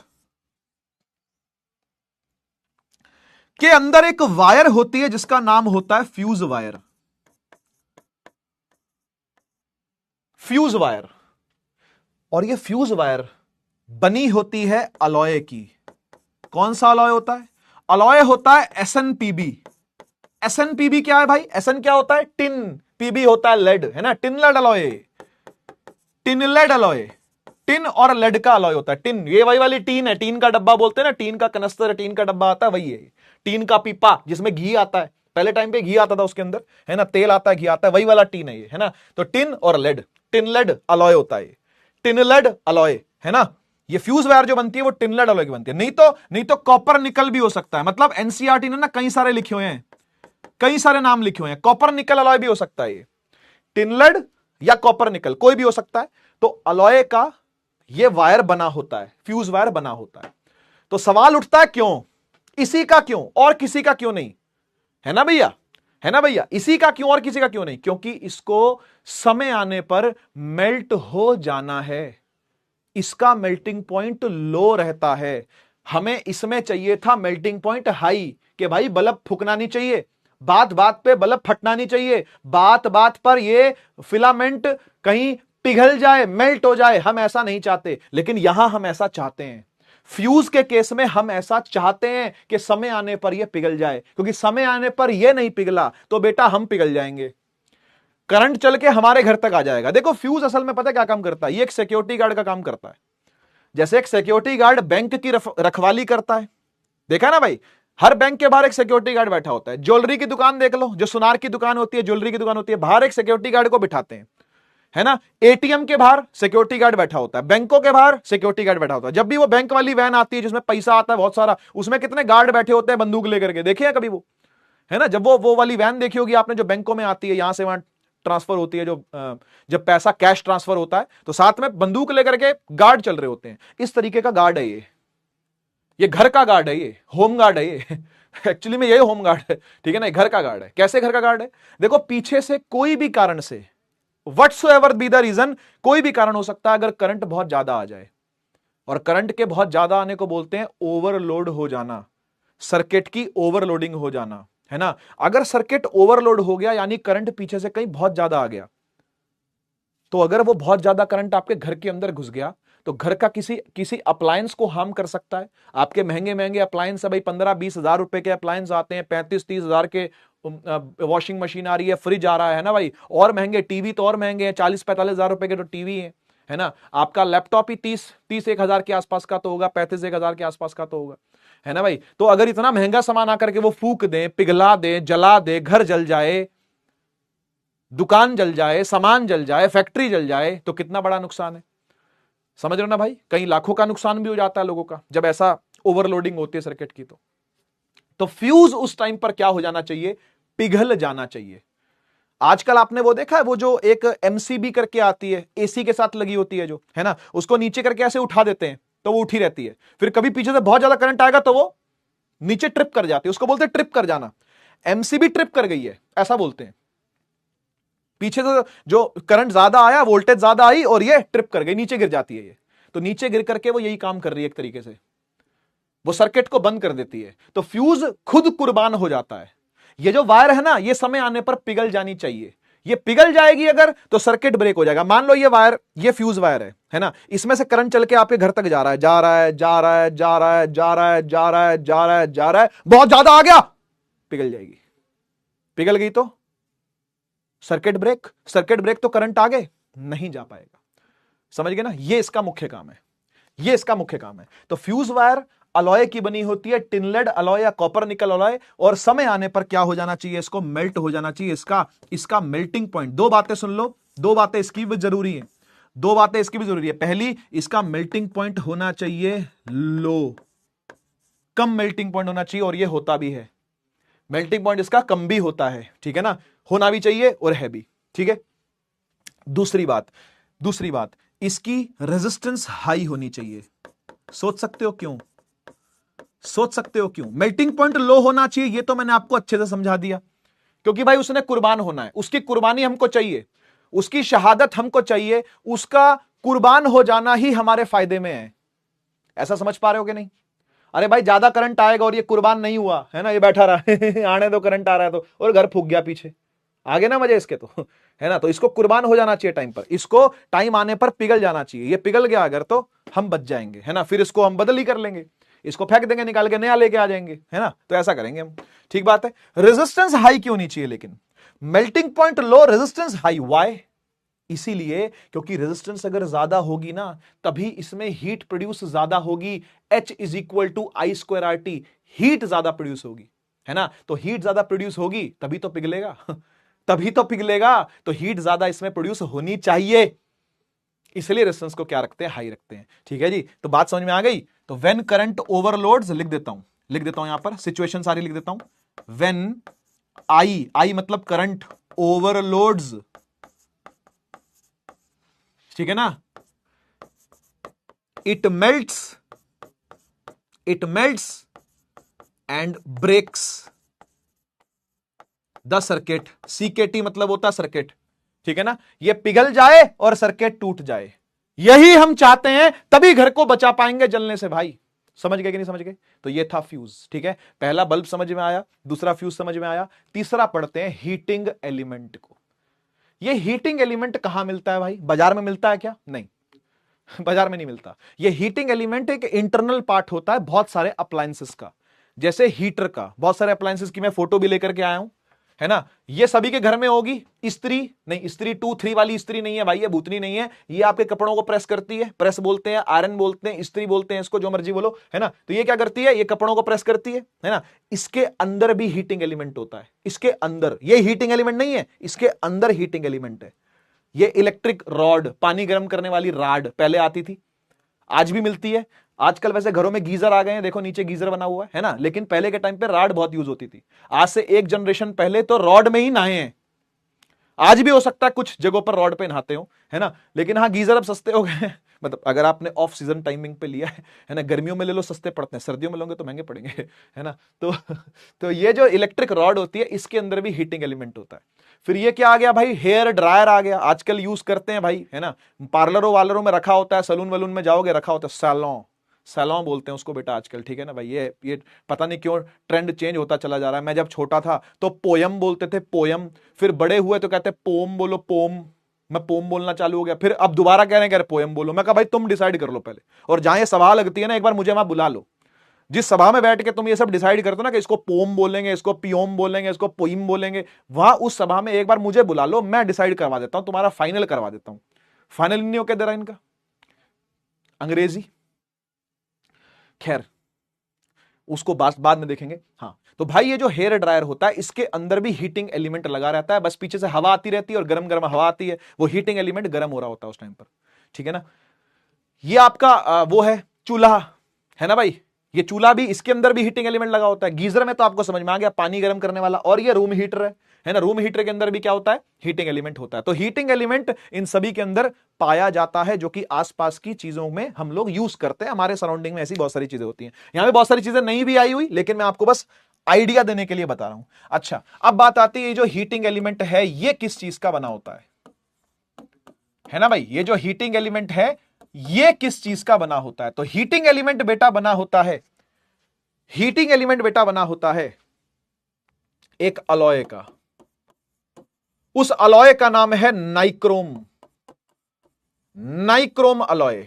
नाम से समझ में आ रहा है, Ni का मतलब निकल और क्रोम का मतलब क्रोमियम। मुख्यतः ये दो मेटल इसके अंदर होते हैं, मुख्यतः, और भी मेटल होते हैं, ट्रेसेस होते हैं छोटे छोटे, कुछ कुछ परसेंटेज दूसरे मेटल भी होते हैं, लेकिन मोस्ट मेटल, ज्यादातर जो मेटल होता है, मोस्ट ऑफ द परसेंटेज जो होती है वो निकल और क्रोमियम की होती है, ठीक है ना। तो अलॉय का नाम भी इन दोनों पर रखा गया, नाइक्रोम अलॉय, ठीक है। तो नाइक्रोम अलॉय का हीटिंग एलिमेंट होता है। कारण क्यों होता है? इसलिए होता है क्योंकि भाई जितने भी अलॉयज होते हैं ना, उन सबका रो बहुत ज्यादा होता है। सर ये रो क्या है? रेजिस्टिविटी। याद करो, याद करो, हमने ये चीज पढ़ी है। अगर मैं कंडक्टर के मुकाबले अलॉय का देखूं तो रो ज्यादा होता है ना। तो रो ज्यादा होगा बेटा तो आर भी ज्यादा होगा। अरे जिसमें रोकने की क्षमता ज्यादा है वो रोकेगा भी। अरे याद करो, अरे याद करो गजनियों, अगर रो ज्यादा है तो आर भी ज्यादा होगा, रेजिस्टिविटी ज्यादा है तो रेजिस्टेंस भी क्या होगी? ज्यादा होगी, जिस कारण से हीट प्रोड्यूस भी क्या होगी? ज्यादा होगी। और वही तो हमको चाहिए, अरे वही तो हमको चाहिए, समझ गए? समझ गए ना, वही तो हमको चाहिए, हीट प्रोड्यूस ही तो हमको चाहिए। तो हीट प्रोड्यूस हो जाती है। तो नाइक्रोम जो है, इसमें जब करंट पास होता है, ये हीट अप होना चालू हो जाता है। वही हीट अप होना हमारे काम का है, समझ गए? तो बस ये हीटिंग एलिमेंट की कहानी थी। क्लियर? चलिए एक सवाल को करके देखते हैं। पहली बात तो ये पोल वाला सवाल नहीं है, कहीं पोल पोल तुम्हारे मन से निकल रहा हो। चैट पे तो लिख नहीं पाओगे, लेकिन मन से तुम्हारे निकले पोल कराओ पोल कराओ। पहली बात तो पोल नहीं है बेटा, ये है ना, ये पार्ट्स हैं, ऑप्शंस नहीं है, ये पार्ट्स हैं। Which element is used to make filament of the bulb? Connecting wire किससे बनती है? हीटिंग एलिमेंट किसका बनता है? और फ्यूज वायर किसकी बनती है ना। तो मैं जल्दी से लिख देता हूं, है ना, आप भी अपने दिमाग में जल्दी से आंसर बना लो। फिलामेंट ऑफ द बल्ब किस चीज का बनता है? सब बच्चे जानते हैं भाई, अभी अभी बताया, टंगस्टन का। टंगस्टन का मेटल है, प्योर मेटल है ना। टंगस्टन क्या है? एक प्योर मेटल है, एक प्योर मेटल है, एक एलिमेंट है, ठीक है ना। कनेक्टिंग वायर किस चीज की बनती है भैया? कॉपर की, कॉपर। अगेन ये क्या है? प्योर मेटल ही है, प्योर मेटल है कॉपर भी, आपको पता है Cu से डिनोट होता है ना। हीटिंग एलिमेंट किसका बनता है? अभी अभी बताया नाइक्रोम का बनता है, अभी अभी बताया नाइक्रोम का बनता है। ये क्या होता है? ये एक टाइप का अलॉय है, निकल और क्रोमियम का, है ना। और फ्यूज वायर किसकी बनती है? SnPb, है ना, SnPb, टिनलड अलॉय, ये भी एक अलॉय है। कोई दिक्कत, कोई दिक्कत, कोई परेशानी? सारी कहानी समझ में आनी चाहिए। एक बड़ा ही प्यारा सवाल है, और यह सवाल बार बार बोर्ड में पूछा गया है, बार बार, एक बार नहीं कई बार बोर्ड में पूछा गया है। सवाल है, why does the cord of electric heater does not glow but coil does.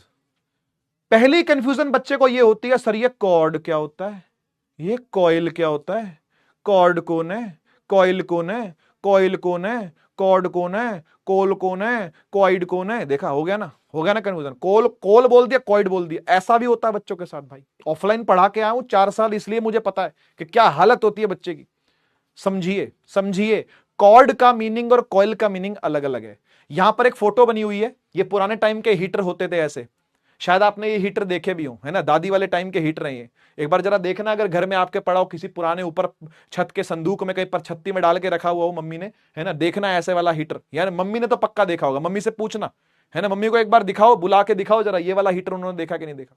अगर आपने नहीं देखा तो उन्होंने पक्का देखा होगा, मैंने देखा है बचपन में अपने। इसमें मैगी पका के खाते थे हम हाँ, बढ़िया मैगी उबलती थी इस पर, पहाड़ों पर, पहाड़ों में आज भी मिल जाता है ये। पहाड़ों में जो मैगी वैगी पकाते हैं, इसी पका के खाते थे, आज भी खाते हैं। तो ये, इसमें कॉइल क्या और कॉर्ड क्या है? दो शब्द यहां पर आपको दिख रहे हैं, कॉर्ड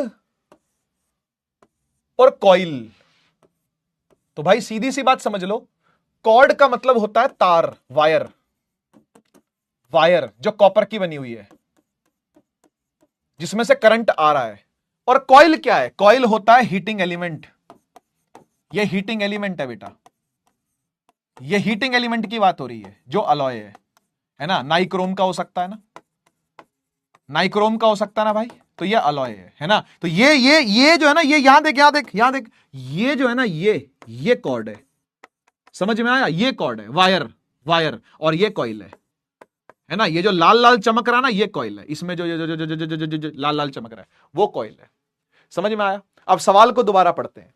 कह रहा है भाई, Y does the wire of the electric heater does not glow but the heating element does. अबे तो वही तो करेगा, हीटिंग एलिमेंट ही तो करेगा, तार थोड़ी ना ग्लो करेगी। सोचो तारे घर में हैं कॉपर की, और वो ग्लो कर रही हैं, सारी सारी तारे ग्लो कर रही हैं, फिर बल्ब की जरूरत ही क्या है? तारे लगा लो सब तरफ, अगर वो ग्लो करती हो तो तारे ग्लो करती हैं कि नहीं? नहीं, वायर्स ग्लो नहीं करती, कॉर्ड्स ग्लो नहीं करती, कॉइल्स ग्लो करते हैं, ग्रो नहीं, ग्लो करते हैं, ग्रो नहीं करते, ग्लो करते हैं, है ना। क्यों करते हैं लेकिन, क्यों करते हैं? देखिए समझिए भाई, जो कॉर्ड होती है ना, वो बनी होती है, is made up of pure metal like copper, which has low resistance। बेटा जब रेजिस्टेंस ही कम होगी तो हीट प्रोड्यूस भी तो कम होगी। हीट प्रोड्यूस होती ही नहीं, मतलब कम होती है, क्योंकि रेजिस्टेंस कम है। प्योर मेटल है ना कॉपर का, cord is made up of pure metal, wire बनी होती है प्योर मेटल की, कॉपर की, जिसकी रेजिस्टेंस कम है, रुकावटें कम है, तभी तो वो कंडक्टर है, तभी तो करंट पास करवा रहा है ना। लो रेजिस्टेंस है, लो रेजिस्टेंस होगा तो हीट प्रोड्यूस कहां से होगी, है ना। Hence the production of heat, hence the production of heat and glow is less as compared to coil which is made up of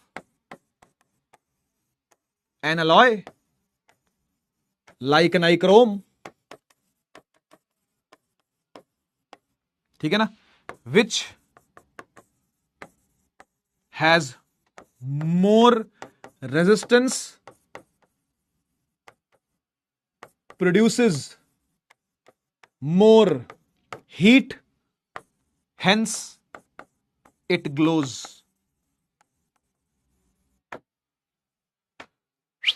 ये है कहानी, ये है कहानी, ठीक है ना। तो सवाल आया, जवाब ये लिख के आना एकदम, है ना, एकदम ये ऐसा का ऐसा उठा के नहीं, छाप के आ जाना। अपनी भी भाषा में लिख सकते हो, कोई दिक्कत वाली बात नहीं है, लेकिन ये पॉइंट जरूर इंक्लूड करना, है ना। जो की पॉइंट्स है, जो की वर्ड्स हैं, वो आपने जरूर डालने हैं कि भाई किस कारण से ऐसा हो रहा है। वो इस चीज की बनी है इसलिए हो रहा है, और इस चीज की बनी है तो क्या है, तो भाई ये उसका कम है तो इसलिए ये नहीं है, और उसका वो ज्यादा है तो इसलिए ज्यादा है ना। इस तरीके से आपको लिख के आना है। सही है ना, बढ़िया है ना, ठीक है। चलिए last topic of this chapter पर चलते हैं। आखिरी टॉपिक इस चैप्टर का है power, electric power, electrical power. शुरू करते हैं। देखो ऐसा है कि बात मैं उठाना चाहता हूं यहां से नहीं, 9वीं क्लास से, ठीक है ना। 9th क्लास की कुछ यादों की बारात आपके बीच में लाना चाहता हूं, ठीक है ना। 9th क्लास में हमने पावर के बारे में जो पढ़ा था, 9th क्लास में हमने जो पावर के बारे में पढ़ा था, बिल्कुल वही वाली पावर है, ये वही वाली पावर है, कोई फर्क नहीं है। बस वहां पे एनर्जी कुछ और थी, पोटेंशियल एनर्जी थी, काइनेटिक एनर्जी थी, यहां पर इलेक्ट्रिकल एनर्जी है, ठीक है ना। और कोई अंतर नहीं है, बिल्कुल वही वाली पावर है। वाट में इसकी एसआई यूनिट होती है, याद करो, याद कर। वाट में इसकी एसआई यूनिट होती है। फॉर्मूला क्या होता था पावर का, वर्क डन अपॉन में टाइम। कोई काम को कितना जल्दी किया गया है, दैट इज कॉल्ड पावर। अगर कोई शक्तिशाली है, अगर कोई पावरफुल है, तो पावरफुल होने का यह मतलब नहीं होता कि भाई मैं एक हाथ से 5 को संभाल लूंगा, दूसरे हाथ से 6 को संभाल लूंगा, आ जाओ लड़ लो मुझसे आके, नहीं, that is not powerful. Powerful का मतलब होता है एफिशिएंट कितना है, तेरी एफिशिएंसी कितनी अच्छी है, तू किसी काम को कितना तेज, कितना जल्दी खत्म कर सकता है। वर्क डन अपॉन टाइम को कहते हैं पावर। भाई साहब, rate of doing work is the definition of power, याद कर लो, है ना। और इसका एक फॉर्मूला और भी होता है, एनर्जी ट्रांसफर अपॉन में टाइम। याद आ रहा है, क्योंकि वर्क को एनर्जी से रिप्लेस कर सकते हैं, अभी अभी किया भी था हमने, आपको याद भी है 9th क्लास की बातें। वर्क को एनर्जी से, एनर्जी को वर्क से अपन रिप्लेस करते रहते हैं, अपने जरूरत के हिसाब से, अपनी डेफिनेशंस के हिसाब से। तो पावर होती है एनर्जी अपॉन में टाइम, एनर्जी ट्रांसफर अपॉन में टाइम। मुझे बताओ, अगर मैं इलेक्ट्रिक पावर पढ़ रहा हूं, तो फिर कौन सी एनर्जी के ट्रांसफर की बात हो रही है? बता कबूतर कहीं के, बोल बोल, किस एनर्जी के ट्रांसफर की बात हो रही है? Power is equal to energy transfer upon में टाइम। कौन सी एनर्जी? अबे भैया, इलेक्ट्रिकल एनर्जी की बात हो रही है, तो भाई electrical power is nothing but, electrical power is nothing but electrical energy का ट्रांसफर, हां या ना? इलेक्ट्रिक एनर्जी का transfer of electrical energy upon में टाइम। ये कहानी है भाई इलेक्ट्रिक पावर के पीछे। तो बस इतना परेशान होने की जरूरत नहीं है, फॉर्मूला यही है, एनर्जी अपॉन में टाइम। वहां भी यही था, वर्क डन अपॉन में टाइम, यहां भी यही है, वर्क डन अपॉन में टाइम। समझ गए ना। लेकिन यूजफुल फॉर्मूले डिराइव किए जाएंगे अभी, तो डेरिवेशन देखना ध्यान से, अभी डेरिवेशन कर रहे हैं, ठीक है। अच्छा, कुछ बातें यहां पर लिख देता हूं।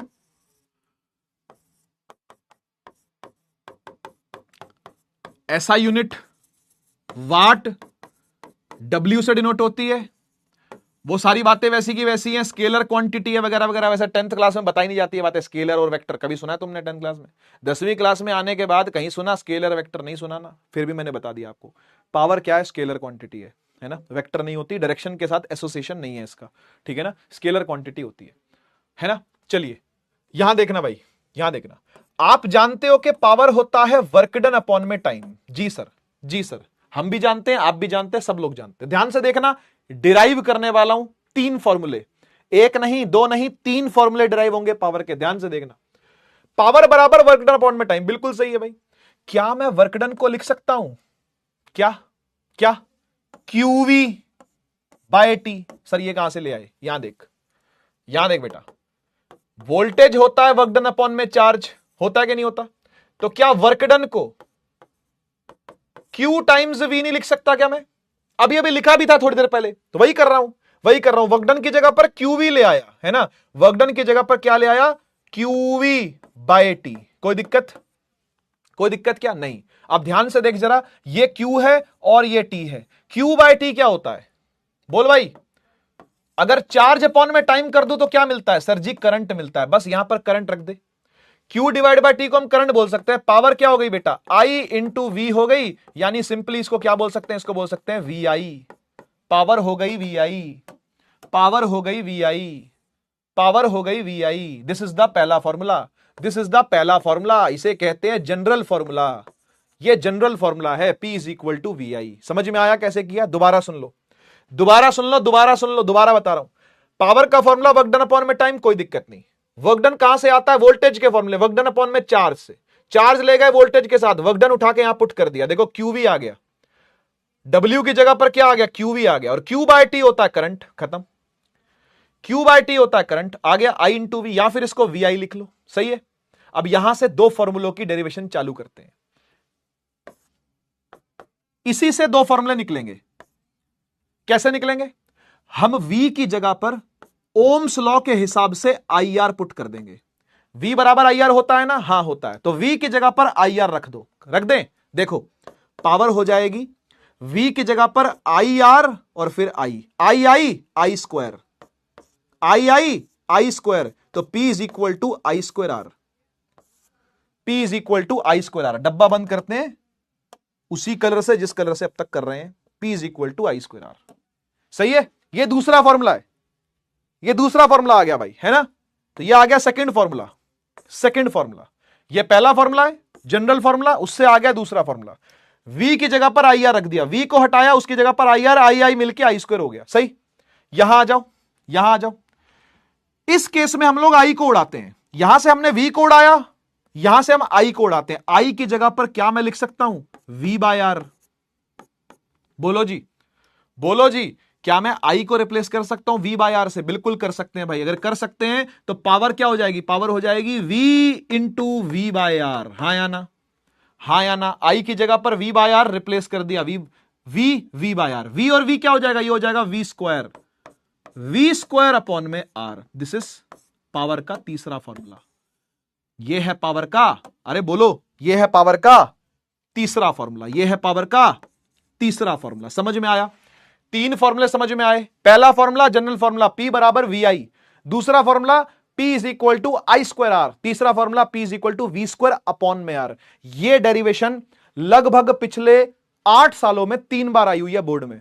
तो प्रोबेबिलिटी कुछ कम नहीं है भाई, 3/8 की प्रोबेबिलिटी कम नहीं होती, अच्छी खासी प्रोबेबिलिटी है ना? तो ये करके जाना है आपने, ये प्रैक्टिस आपने करके जानी, और बहुत ईजी है, बहुत ईजी है।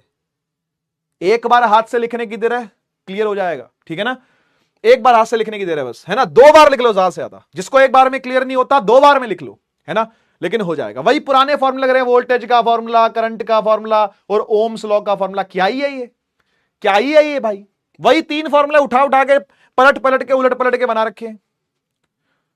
ठीक।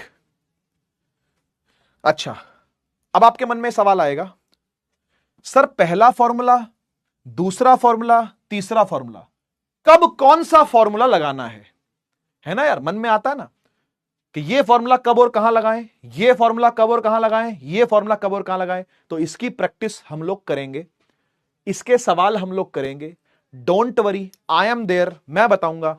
लेकिन मैं आपको पहले से ही कुछ बता देता हूं, पहले से ही कुछ बता देता हूं, ताकि आप लोगों का माइंड क्लियर रहे कि भाई कहां पर कौन सा फॉर्मूला ज्यादा लगाना उचित है। देखो पहला फॉर्मूला तो जनरल है, P is equal to VI तो जनरल फॉर्मूला है। इसके लिए मैं कुछ नहीं कह सकता कि यहां लगेगा या वहां लगेगा। जो चीज जो गिवन होगी उसके हिसाब से, जरूरत के हिसाब से लगेगा।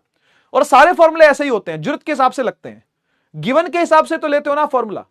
अरे गिवन स्पीड बराबर डिस्टेंस अपॉन में टाइम है।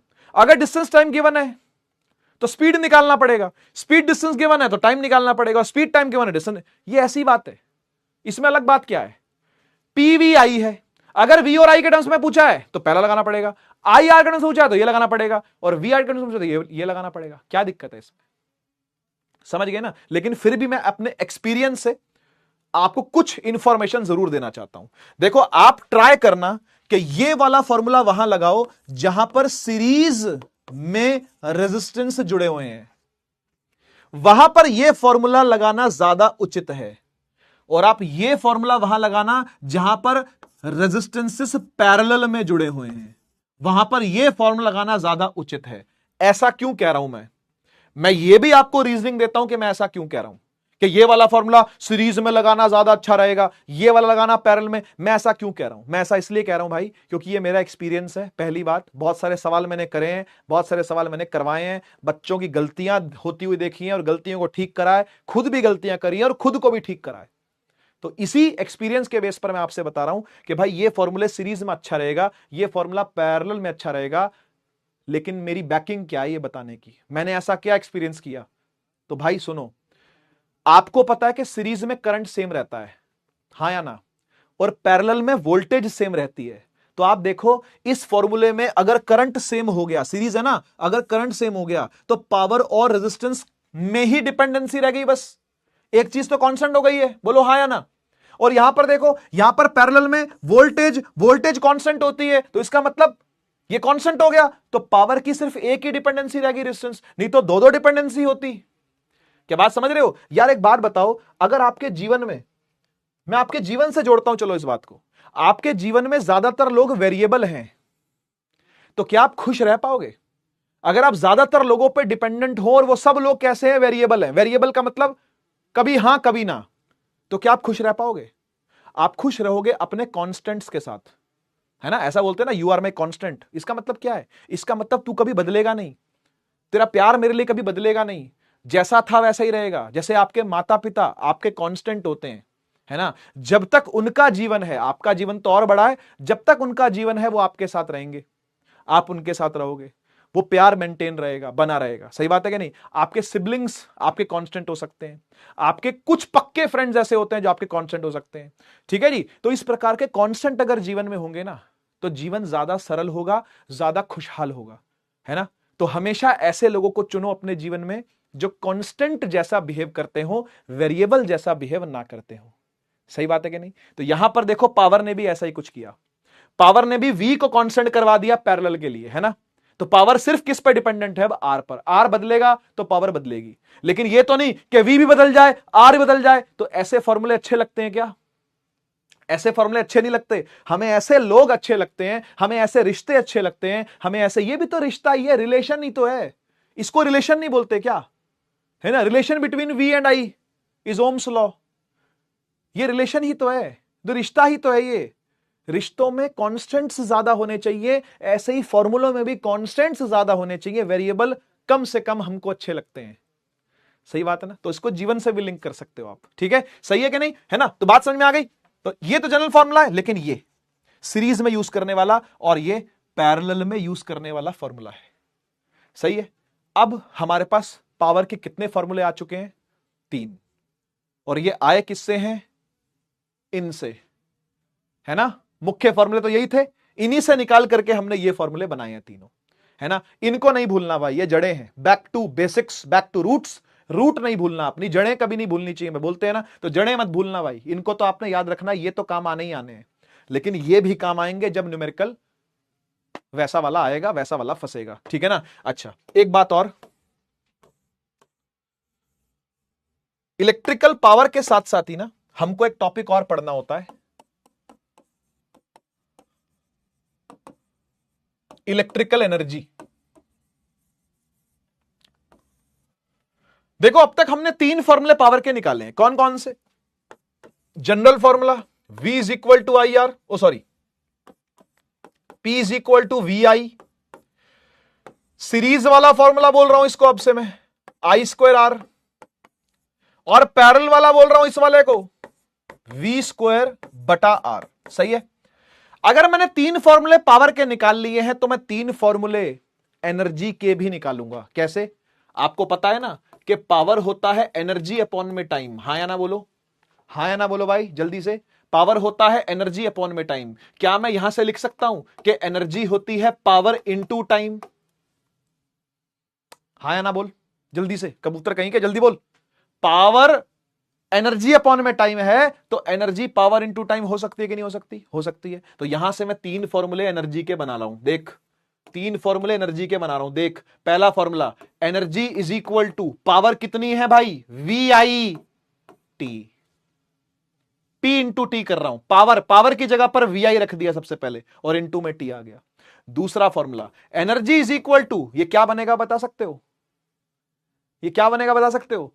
पावर की जगह पर इस बार क्या रख रहा हूं, आई स्क्वायर आर, और फिर मल्टीप्लाई में क्या आ रहा है, टी। ओ माई गॉड, ओ माई गॉड, इसको तो कहीं पहले भी देखा है, इसको तो हमने कहीं पहले भी देखा है ना। कहां देखा है इसको, कहां देखा है इसको, बताओ कहां देखा है? बच्चा बोलेगा जूल्स लॉ ऑफ हीटिंग का फॉर्मूला है। तो होल्ड होल्ड, थांबा थांबा थांबा, energy is equal to power into time. इस बार पावर क्या है, वी स्क्वायर अपॉन में आर इंटू टी। क्या तीन फॉर्मूले आपको एनर्जी के दिख रहे हैं? जड़े नहीं भूलनी चाहिए भाई, ये जड़ है। क्या तीन फॉर्मूले आपको एनर्जी के दिख रहे हैं? और क्या तीन फॉर्मूले आपको पावर के दिख रहे हैं? जी बिल्कुल दिख रहे हैं, बिल्कुल दिख रहे हैं, कोई दिक्कत वाली बात नहीं। बच्चा बोलेगा सर ये जूल्स लॉ ऑफ हीटिंग का फॉर्मूला है, ये जूल्स लॉ ऑफ हीटिंग का फॉर्मूला है। तो मैं कहूंगा इसने ऐसा क्या दे दिया कि ये जूल्स लॉ का है? तुम बोलोगे एनर्जी दे दी। तो क्या ऊपर वाले ने एनर्जी नहीं दी? क्या नीचे वाले ने एनर्जी नहीं दी? तो जूल्स लॉ खाली इसको बोलेंगे क्या? अबे ये तीनों जूल्स लॉ हैं। वो तो जूल की मर्जी थी कि उसने इसके टर्म्स में बता दिया, एक्सपेरिमेंट करा होगा भाई ने, तो वो इसके टर्म्स में बता गया कि करंट का स्क्वायर होता है रेजिस्टेंस के प्रोपोर्शनल टाइम का। उसने इस पर नहीं करा एक्सपेरिमेंट, भाई अगले की मर्जी है ना। लेकिन क्या ये एनर्जी नहीं दे रहा क्या? और क्या ये इलेक्ट्रिकल एनर्जी नहीं है क्या? क्या ये एनर्जी नहीं दे रहा क्या? क्या ये इलेक्ट्रिक एनर्जी नहीं है क्या? तो फिर ये जूल्स लॉ ऑफ हीटिंग क्या तीनों नहीं है क्या? अबे तीनों है भाई, कैसी बातें कर रहे हो तुम, कैसी बातें कर रहे हो? ये तीनों ही जूल्स लॉ के फॉर्मूले हैं भैया, ये तीनों ही जूल्स लॉ के फॉर्मूले हैं। तुम्हें ऐसा क्यों लग रहा है कि खाली ये जूल्स लॉ का फॉर्मूला है? इस पर लेकर के चीजें करी गई हैं, आपको बताई गई हैं, प्रूफ किया गया, तो ये थोड़ी ना कि यही जूल्स लॉ है। ये भी जूल्स लॉ है एनर्जी, ये भी जूल्स लॉ है एनर्जी, ठीक है ना। सवाल उठता है कब कौन सा लगाएं? तरीका वही जो मैंने यहां बताया आपको, general, series preferred, parallel preferred, बाकी आपकी इच्छा, बाकी जैसा सवाल आए उसके अनुसार हमको चीजें करनी पड़ेंगी, ठीक है ना। चलिए इसी में एक छोटा सा टॉपिक और आता है ना, कमर्शियल यूनिट ऑफ एनर्जी। इसी में एक छोटा सा टॉपिक और आता है और यही सब टॉपिक है, लास्ट टॉपिक भी यही है, कमर्शियल यूनिट ऑफ एनर्जी। यह बिल्कुल सेम टॉपिक क्लास 9th में भी था, यह बिल्कुल सेम टॉपिक क्लास 10th में भी है, यह बिल्कुल सेम टॉपिक क्लास 11th में भी है, और यह बिल्कुल सेम टॉपिक क्लास 12th में भी है। एक बार क्या हुआ, मैं ऑफलाइन जिस कोचिंग में पढ़ाता था उसका पहला साल था, मतलब उसका नहीं, मेरा पहला साल था। उसको तो 20 साल हो चुके हैं, अब तो पता नहीं, शायद उसको 25 साल हो गए हैं। उस कोचिंग को नाम नहीं लेना चाहिए मुझे, है ना, लेकिन आप समझ जाओ पुराने कोचिंग में से एक था, तो मैं वहां पढ़ा रहा था। तो उस टाइम पर क्या हुआ कि 9th क्लास और 10th क्लास की क्लासेस हमारी ऑल्टरनेट चलती थी। जैसे मैथ्स वाले सर पढ़ा रहे 10th में, मैं ऑल्टरनेटिवली पढ़ा रहा हूँ 9th में, फिर वो आ जाता 10th में, मैं चला रहा 9th में, ऐसे 1-1.5 घंटे की दोनों जगह पर क्लास होती थी।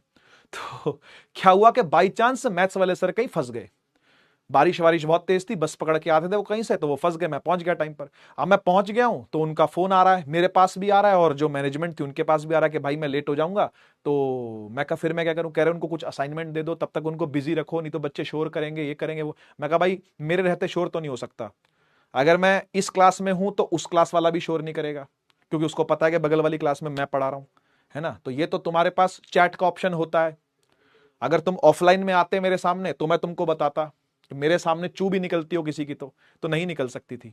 आज भी ऐसा ही है, अगर मैं कभी ऑफलाइन जाके पढ़ाऊंगा तो मेरी क्लास तो अलग बात है, अगल बगल वाली क्लासें जो जिनकी दीवारें मिलती थी ना, वहां भी चू नहीं निकलती थी किसी की, क्योंकि पता अगर मैं आ गया तो क्या होगा, फिर अगर मैं उस क्लास में घुस गया तो क्या होगा। तो मैंने कहा शोर तो नहीं होगा, लेकिन हाँ बच्चों का टाइम वेस्ट ना हो तो उसके लिए मैं कुछ असाइनमेंट वगैरह निकलवा देता हूं। तो मैं असाइनमेंट वगैरह निकालने के लिए गया, अब बारिश इतनी तेज आ रही थी कि लाइट चली गई, शायद ऐसा कुछ हुआ था कि प्रिंट निकला नहीं, जो उसका असाइनमेंट का प्रिंट निकलवाना था वो निकला नहीं। मैं कहा क्या करूं, तो कोर्स कुछ यही आसपास चल रहा था, सितंबर के आसपास का ही कोर्स था, अगस्त सितंबर के आसपास का। तो उनका इलेक्ट्रिसिटी चल रहा था 10th वालों का, और 9th वालों का वर्क एनर्जी चल रहा था। तो दोनों का लास्ट का टाइम था। सितंबर वाला टाइम जो होता थोड़ा सा कोर्स आखिरी मोमेंट पे ही होता है, एक चैप्टर बचा होता है। तो एक चैप्टर 10th का बचा हुआ था मैग्नेटिक इफेक्ट, एक चैप्टर 9th का बचा हुआ था साउंड, आप लोग पढ़ के आए हो साउंड चैप्टर, है ना। तो मैंने क्या किया, मैंने 9th वालों को, मतलब 9th की क्लास मेरी चल रही थी, 10th वालों को मैंने क्या किया, मैं कहा तुम भी आ जाओ। तो मैंने क्या किया, एडजस्ट करवा के ना, बेंचेस होते ना, बेंचेस में एडजस्ट करवा के ठुसा ठुसा करके सारे भर दिए, एक ही क्लास में भर लिए मैंने। तो पूरी 9th और पूरी 10th मेरी क्लास में बैठी है और ऐसे चुप, बिल्कुल चुप ही रहते थे मेरी क्लास में, है ना। मतलब ऐसा नहीं कि हंसते नहीं थे, सहमे सहमे रहते, डरे सहमे, अब तो पिटे, अब पिटे बेटा, नहीं ऐसा नहीं था। हंसते थे तो मेरे साथ, रोते थे तो मेरे साथ, पिटते थे तो मुझसे, है ना, प्यार लेते थे तो भी मुझसे। ऐसा मेरा रिश्ता था उनके साथ, आज भी है। आज भी ऐसे बहुत सारे बच्चे जुड़े हुए हैं ऑफलाइन वाले, है ना, जो मुझसे बहुत पिटे हैं और वो आज कहते हैं कि सर हम पिटे हैं तो हम आज मेडिकल कॉलेज में हैं। लिटरली मेरे पास ऐसे मैसेजेस हैं, इसको मैं पब्लिकली बोल नहीं सकता कहीं पर कि भाई ये कोई प्राउड बात तो नहीं है कि मैंने किसी को पीटा है, किसी बच्चे को पीटा, ये कोई अच्छी बात तो नहीं है। लेकिन हाँ, हरकतें कुछ ऐसी कभी कभी हो जाती हैं कि भाई छोड़ना पड़ जाता है ना। मारना कौन चाहता है भाई, हम हिंसक तो नहीं है, हिंसक प्राणी नहीं है। और बच्चे को किसी चीज के लिए समझाना, ताड़ना करना, लताड़ना, ये कोई हिंसा होती भी नहीं है, हिंसा की श्रेणी में आता भी नहीं है ना। आजकल के बच्चे तो विद्रोह कर देते हैं, है ना, लेकिन उस टाइम पर ऐसा नहीं था। तो फिर मैंने दोनों को इकट्ठा बिठाया और इकट्ठे बिठा करके मैं क्या पढ़ाता उनको, मैं क्या पढ़ाता उनको। एक ही ऐसा टॉपिक है जो पूरे 9th और पूरे 10th में कॉमन है, वो है ये। तो मैंने उनको ये पढ़ा दिया। तो दोनों का फायदा हो गया, है ना भाई, क्योंकि 9th और 10th की फिजिक्स में कुछ और कॉमन है ही नहीं। मैं क्या पढ़ाऊं, वेलोसिटी पढ़ाऊं, 10th में कहीं नहीं है। एक्सेलरेशन पढ़ाऊं, 10th में कहीं नहीं है ना। 10th का क्या चार्ज पढ़ाऊं, वो 9th में नहीं है। कोई ऐसा टॉपिक ही नहीं जो कॉमन हो भैया। केमिस्ट्री वाला टाइम पास कर लेगा आकर के, केमिस्ट्री वाला कोई आएगा ना। वैसे मैं केमिस्ट्री भी पढ़ाता था वहां पर, लेकिन मैंने केमिस्ट्री नहीं पढ़ाई क्योंकि उस टाइम पे फिजिक्स चल रही थी अच्छी खासी, तो केमिस्ट्री मैंने नहीं पढ़ी। मैं वहां पर केमिस्ट्री और फिजिक्स दोनों पढ़ाता था।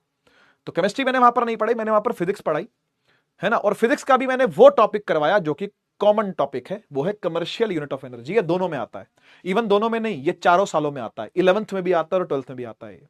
ये टॉपिक आपको चारों बार दिख जाएगा। वो अलग बात है कि 11th 12th वाले कराते नहीं है इसको, वो बोलते हैं बचपन में पढ़ के आया, चल निकल यहां से, नहीं करा रहे, है ना। 11th 12th वाले बच्चे को इग्नोर कर देते हैं, नहीं नहीं हम नहीं पढ़ा रहे, जा ये कोई टॉपिक है क्या, चल ये नहीं पढ़ा। लेकिन 9th 10th में ये टॉपिक दोनों बार इंपॉर्टेंट है, दोनों बार पढ़ना होता है और दोनों बार इंपॉर्टेंट है, ठीक है ना। तो कमर्शियल यूनिट ऑफ एनर्जी एक ऐसा टॉपिक है जो 9th में भी और 10th में भी कॉमन टॉपिक है, कॉमन है ये,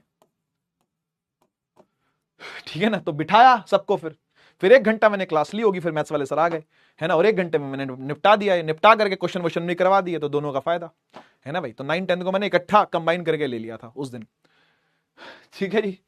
तो आइए पढ़ लेते हैं इसको, ज्यादा लंबा टॉपिक नहीं है, 15 मिनट मैक्सिमम लगते हैं इसको पढ़ने, 15 मिनट मैक्सिमम, ठीक है ना, उससे भी कम लगते हैं, चैट बंद हो तो। कमर्शियल यूनिट ऑफ एनर्जी, हाँ जी, देखो भैया, एनर्जी की तो होती है बथेरी सारी यूनिट, एनर्जी की यूनिट्स बहुत सारी होती हैं, बहुत सारी होती हैं। एक यूनिट होती है एसआई यूनिट, क्या होती है भाई, जूल। दूसरी होती है सीजीएस यूनिट, उसे कहते हैं अर्ग्स, ERGS, अर्ग्स। इसको याद कर लेना, कभी ना कभी काम आएगी जिंदगी में। अगर फिजिक्स तुम्हारे पास है तो कभी ना कभी काम आएगी, है ना। एनर्जी की सीजीएस यूनिट, जैसे एसआई सिस्टम होता है वैसे सीजीएस सिस्टम भी होता है, उसमें यूनिट होती है अर्ग्स, ERGS। मुंह से निकालो, क्या शब्द है ये, अर्ग्स। सीजीएस यूनिट होती है अर्ग्स। तीसरा, एनर्जी की एक प्रैक्टिकल यूनिट भी होती है, पता आपको, प्रैक्टिकल यूनिट, और खासकर हीट की प्रैक्टिकल यूनिट होती है, हीट की। पता क्या होती है ये, प्रैक्टिकल यूनिट ऑफ हीट होती है कैलोरी। सुना है, इतने कैलोरीज बर्न कर ली, इतना खाऊंगा तो इतने कैलोरी मेरे अंदर आ जाएगी। वो कैलोरी असल में हीट की यूनिट होती है, किलो कैलोरी बोलते हैं ना, के कैल ऐसे लिखा भी होता है, के कैल, किलो कैलोरी बोलते हैं इसको, किलो कैलोरी, है ना। तो कैलोरी भी क्या है, यूनिट है किसकी, एनर्जी की। और चौथी यूनिट जिसकी यहां पर बात हो रही है वो है खरीद फरोख्त की यूनिट, है ना, यानी क्रय विक्रय, हिंदी में कहते हैं क्रय विक्रय, है ना। क्रय मतलब खरीदना, विक्रय मतलब बेचना खरीदना, है ना, उसको बोलते हैं क्रय विक्रय, है ना। तो कमर्शियल यूनिट ऑफ एनर्जी ये होती है, पता है क्या, ये होती है kilowatt hour, kilowatt hour. Kilowatt और आवर मल्टीप्लाई हो रहे हैं बेटा, किलोवाट और आवर मल्टीप्लाई हो रहे हैं। शॉर्ट में इसको लिखते हैं KWH, ठीक है ना, KWH, इसको शॉर्ट में लिखते हैं KWH। कैलोरी को शॉर्ट में लिखते हैं काल, अर्ग्स को अर्ग्स ही लिखते हैं, जूल को लिखते हैं J, है ना, इसको काल लिखते हैं CL डॉट ऐसे, ठीक है। तो कमर्शियल यूनिट होती है बेटा kilowatt hour, kilowatt KW, R से आता है H, ठीक है ना।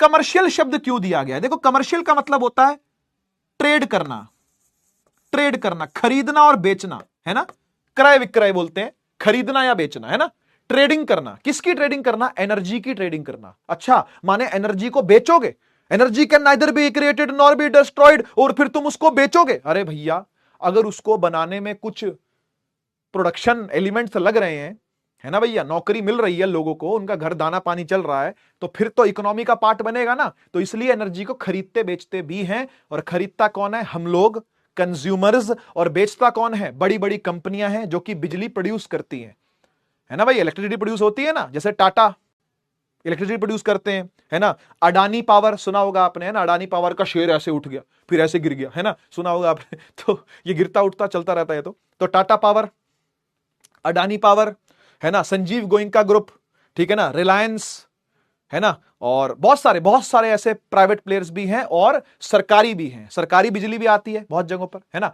तो जो बिजली बेचता है उसको पैसा चाहिए, तो पैसा कौन भरेगा? तुम भरोगे, बिजली का बिल भरोगे, भरते हैं ना भाई, हर महीने में बिजली का बिल आता है, हर 2 महीने में कुछ जगहों पर आता है, कुछ जगहों पर 50 दिनों की साइकिल होती है, तो अलग अलग जगह पर अलग अलग हिसाब चलता है। सही बात है ना।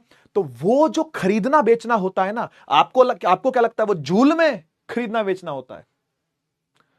एनर्जी जो कैलकुलेट होती है वो जूल में नहीं होती, एनर्जी कैलकुलेट होती है किलोवाट आवर में।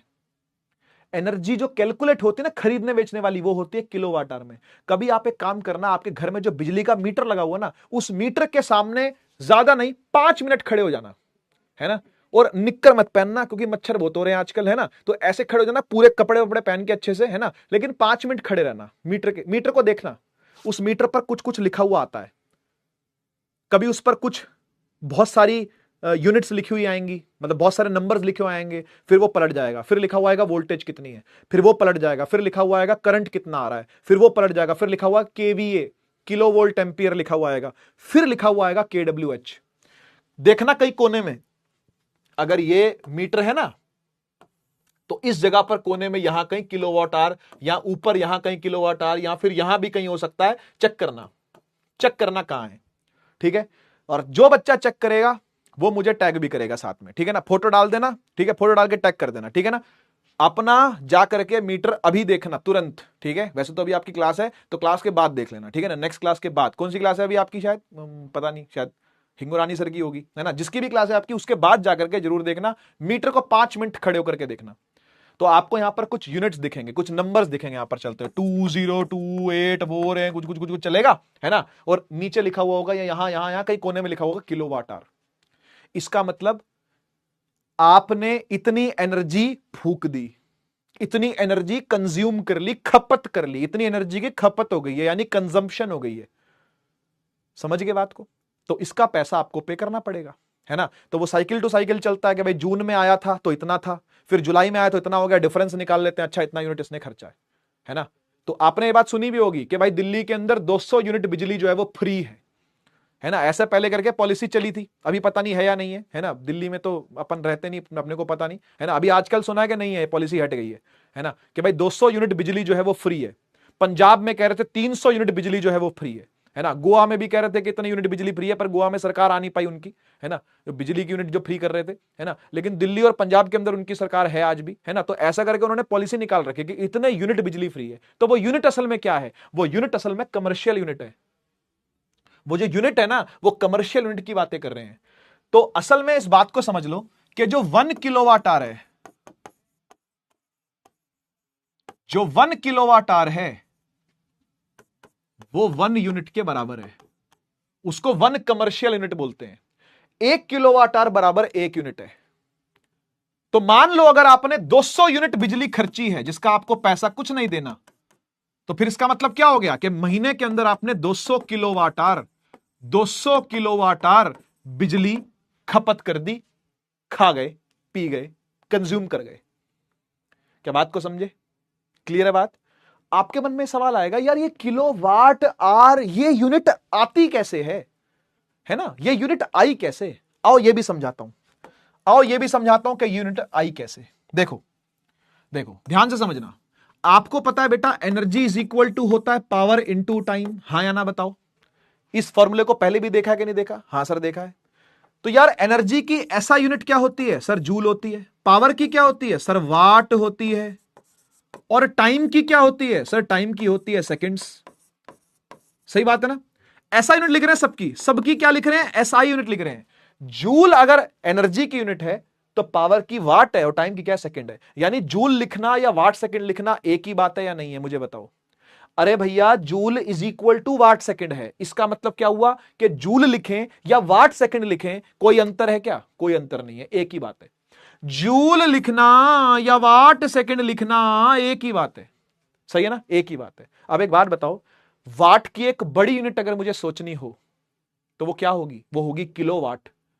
1 किलोवाट में 1000 वाट आते हैं, है ना, किलो का मतलब 1000 ही होता है। तो अगर मैं वाट की जगह पर भाई बड़ी यूनिट सोचूं विच इज किलोवाट, और सेकंड्स की जगह पर भी एक बड़ी यूनिट सोचनी पड़ेगी, वो होती है R, and it is very practical.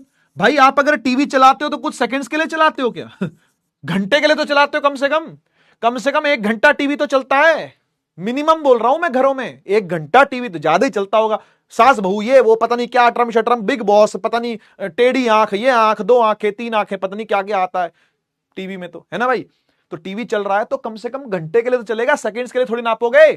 तो ज्यादा प्रैक्टिकल क्या हुआ कि आर में नापो, और वाट भी बड़ी छोटी यूनिट है तो किलोवाट यूनिट ले ली, ठीक है जी। तो ये भी यूनिट किसकी बनी बेटा, एनर्जी की ही तो बनी, है ना, ये एनर्जी ही तो है, तो एनर्जी की ही तो यूनिट बनी, क्या बनी, किलोवाट आर बनी, समझ गए ना। किलोवाट और आर क्या हो रहा, मल्टीप्लाई हो रहा, किलोवाट आर क्या हो रहा, मल्टीप्लाई हो रहा, बिल्कुल सही है, बिल्कुल सही है। एक चीज और याद रखना, एक चीज और याद होनी चाहिए आपको, क्या क्या, कन्वर्जन। 1 किलोवाट आर जो होता है, 1 kWh जो होता है, यानी 1 किलोवाट आर जो होता है वो होता है 3.6 इंटू 10 की पावर 6 जूल, ठीक है। ये कन्वर्जन है, ये कन्वर्जन है किसमें किसमें, एसआई में और कमर्शियल में, इन दोनों के बीच का कन्वर्जन है, याद रहेगा, याद रखना है इसको, याद रखना है इसको, ठीक है ना। 1 किलोवाट आर बराबर 3.6 इंटू 10 की पावर 6 जूल, ठीक है जी, इसको याद रखिएगा। आइए एक सवाल करते हैं इस पर, तभी ये पक्का होगा, नहीं तो ये टॉपिक पक्का नहीं होगा बेटा, इस पर सवाल करना पड़ेगा अपने को, ठीक है ना। तगड़ा क्वेश्चन करवाता हूं, हल्के फुल्के क्वेश्चन कराने का शौक भी नहीं है तगड़ा क्वेश्चन कराते हैं। देखो, एक इलेक्ट्रिक रेफ्रिजरेटर है यानी फ्रिज है, उस पर लिखा हुआ है 400 वाट का ये है, 400 वाट का ये है ना, और 8 घंटा हर रोज चलता है, तो बाकी टाइम क्या फ्रिज बंद रहता है, फिर उसमें दूध खराब नहीं हो जाएगा, पता नहीं भाई, पता, सवाल तो ऐसा ही है। 400 वाट हर दिन 8 घंटा चलता है, ठीक है। What is the cost of the energy to operate it for 30 days at 3 rupees per kilowatt hour. सवाल समझ में आया, एकदम ऐसा ही सवाल 9th क्लास के अंदर भी आप लोगों के समक्ष आया था, किया था या नहीं किया था अब ये आप जानते हो, ठीक है जी। मैंने तो ऐसे सवाल करवाए थे नीव बैच के अंदर, अगर आप नीव बैच से थे तो वो बच्चे अच्छे से जानते होंगे कि इस प्रकार के सवाल, अच्छे अच्छे सवाल हम लोगों ने करवाए थे, बाप लेवल दादा लेवल के सवाल भी करवाए थे, ठीक है ना। तो वही सवाल मुड़ के वापस आ गया, तो अगर वो टफनेस वो डिफिकल्टी लेवल आपने 9th क्लास में ही देख लिया होता तो अब ये क्या था, अब ये मच्छर था, मच्छर होता है इसको, बाप दादा लेवल क्या बोलूं मैं, मच्छर था ये, है ना। लेकिन अगर ये आपको बहुत नया लग रहा है, सर समझ नहीं आ रहा क्या करें, तो फिर इसका मतलब 9th क्लास के अंदर भाई साहब आपकी कुछ कमी पेशी रही है। आइए कोई बात नहीं, मौका फिर मिला आपको पढ़ने का, पढ़ते हैं। कह रहा है कि इलेक्ट्रिक रेफ्रिजरेटर की जो पावर है वो है 400 वाट, सही है भाई।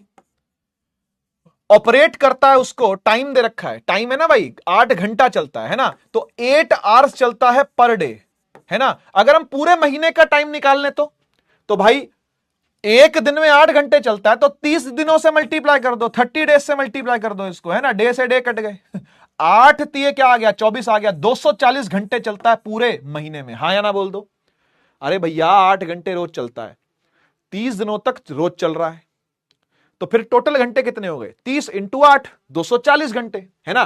तो पावर है 400 वाट और समय है 240 घंटे, है ना।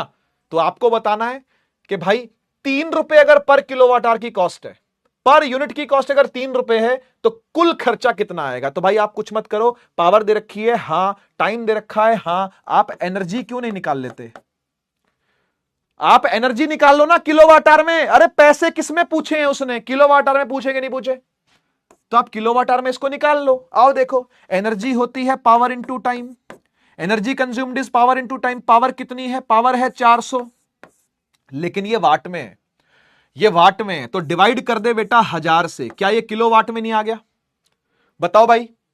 वाट को किलोवाट में चेंज करना है तो 1000 से डिवाइड करना पड़ेगा, है ना। जैसे मीटर को किलोमीटर में कन्वर्ट करने के लिए क्या करते हैं, 1000 से डिवाइड। वही कहानी है, वही कहानी है ना। तो 400 को डिवाइड कर दिया किससे, 1000 से। बढ़िया बढ़िया। इनटू में टाइम कितना है, टाइम है 240, वो भी घंटे। तो यहां आपको किलोवाट मिल चुका है, इधर लिख देता हूं, यहां आपको किलोवाट मिल चुका है, यहां आपको आर मिल चुके हैं। बहुत बढ़िया हो गया अब तो सिस्टम, अब तो सिस्टम बहुत बढ़िया, किलोवाट आर आ ही रहा है ना। 3 0 से 3 0 काट दो, 24 चौके कितना आएगा, 24 चौके होता है 96, 96 किलोवाट आर आ गया ये, है ना। एनर्जी कितनी आ गई बेटा, 96 किलोवाट आर आ गई। अगर एनर्जी 96 किलोवाट आर आ गई है, यहां देखो एनर्जी इज 96 किलोवाट आर, तो इसका मतलब हो गया कि 96 यूनिट्स कंज्यूम हुए हैं, हां या ना, है ना। इसका मतलब हो गया कि 96 यूनिट्स कंज्यूम हुए हैं, और एक यूनिट का प्राइस जो आपको दिया हुआ है वो दिया हुआ है 3 रुपया। तो फिर 96 यूनिट का प्राइस कितना होगा, कितनी कॉस्ट होगी, 96 इंटू 3 करने का, है ना। कितना आ रहा है, 6 तिये 18, 9 तिये 27 और 28, 288 रुपए, है ना। 288 रुपए आपको पे करने पड़ेंगे। ये आ गया टोटल खर्चा महीने का। एक फ्रिज को चलाने का कुल खर्चा महीने का, जो कि 8 घंटे रोज चल रहा है, 288 रुपए पड़ता है।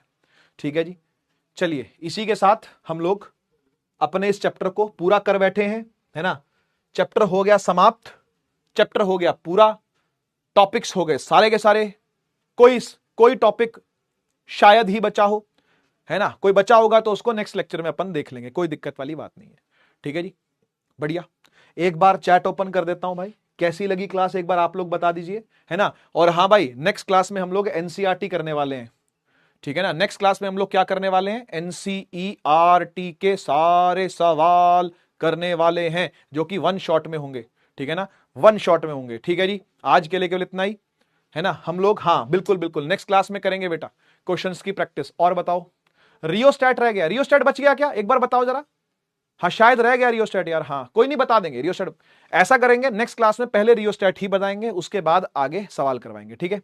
बस रियोस्टैट बच गया और कुछ नहीं, ठीक है। न्यूमेरिकल करेंगे नेक्स्ट क्लास में, एनसीईआरटी के सवाल सारे के सारे, ठीक है। चलो ठीक है, ठीक है, रियोस्टैट रह गया, ओके समझ गया मैं, नेक्स्ट क्लास में करते हैं, पहले रियोस्टैट करेंगे, ठीक है। डन है, डन है, डन है।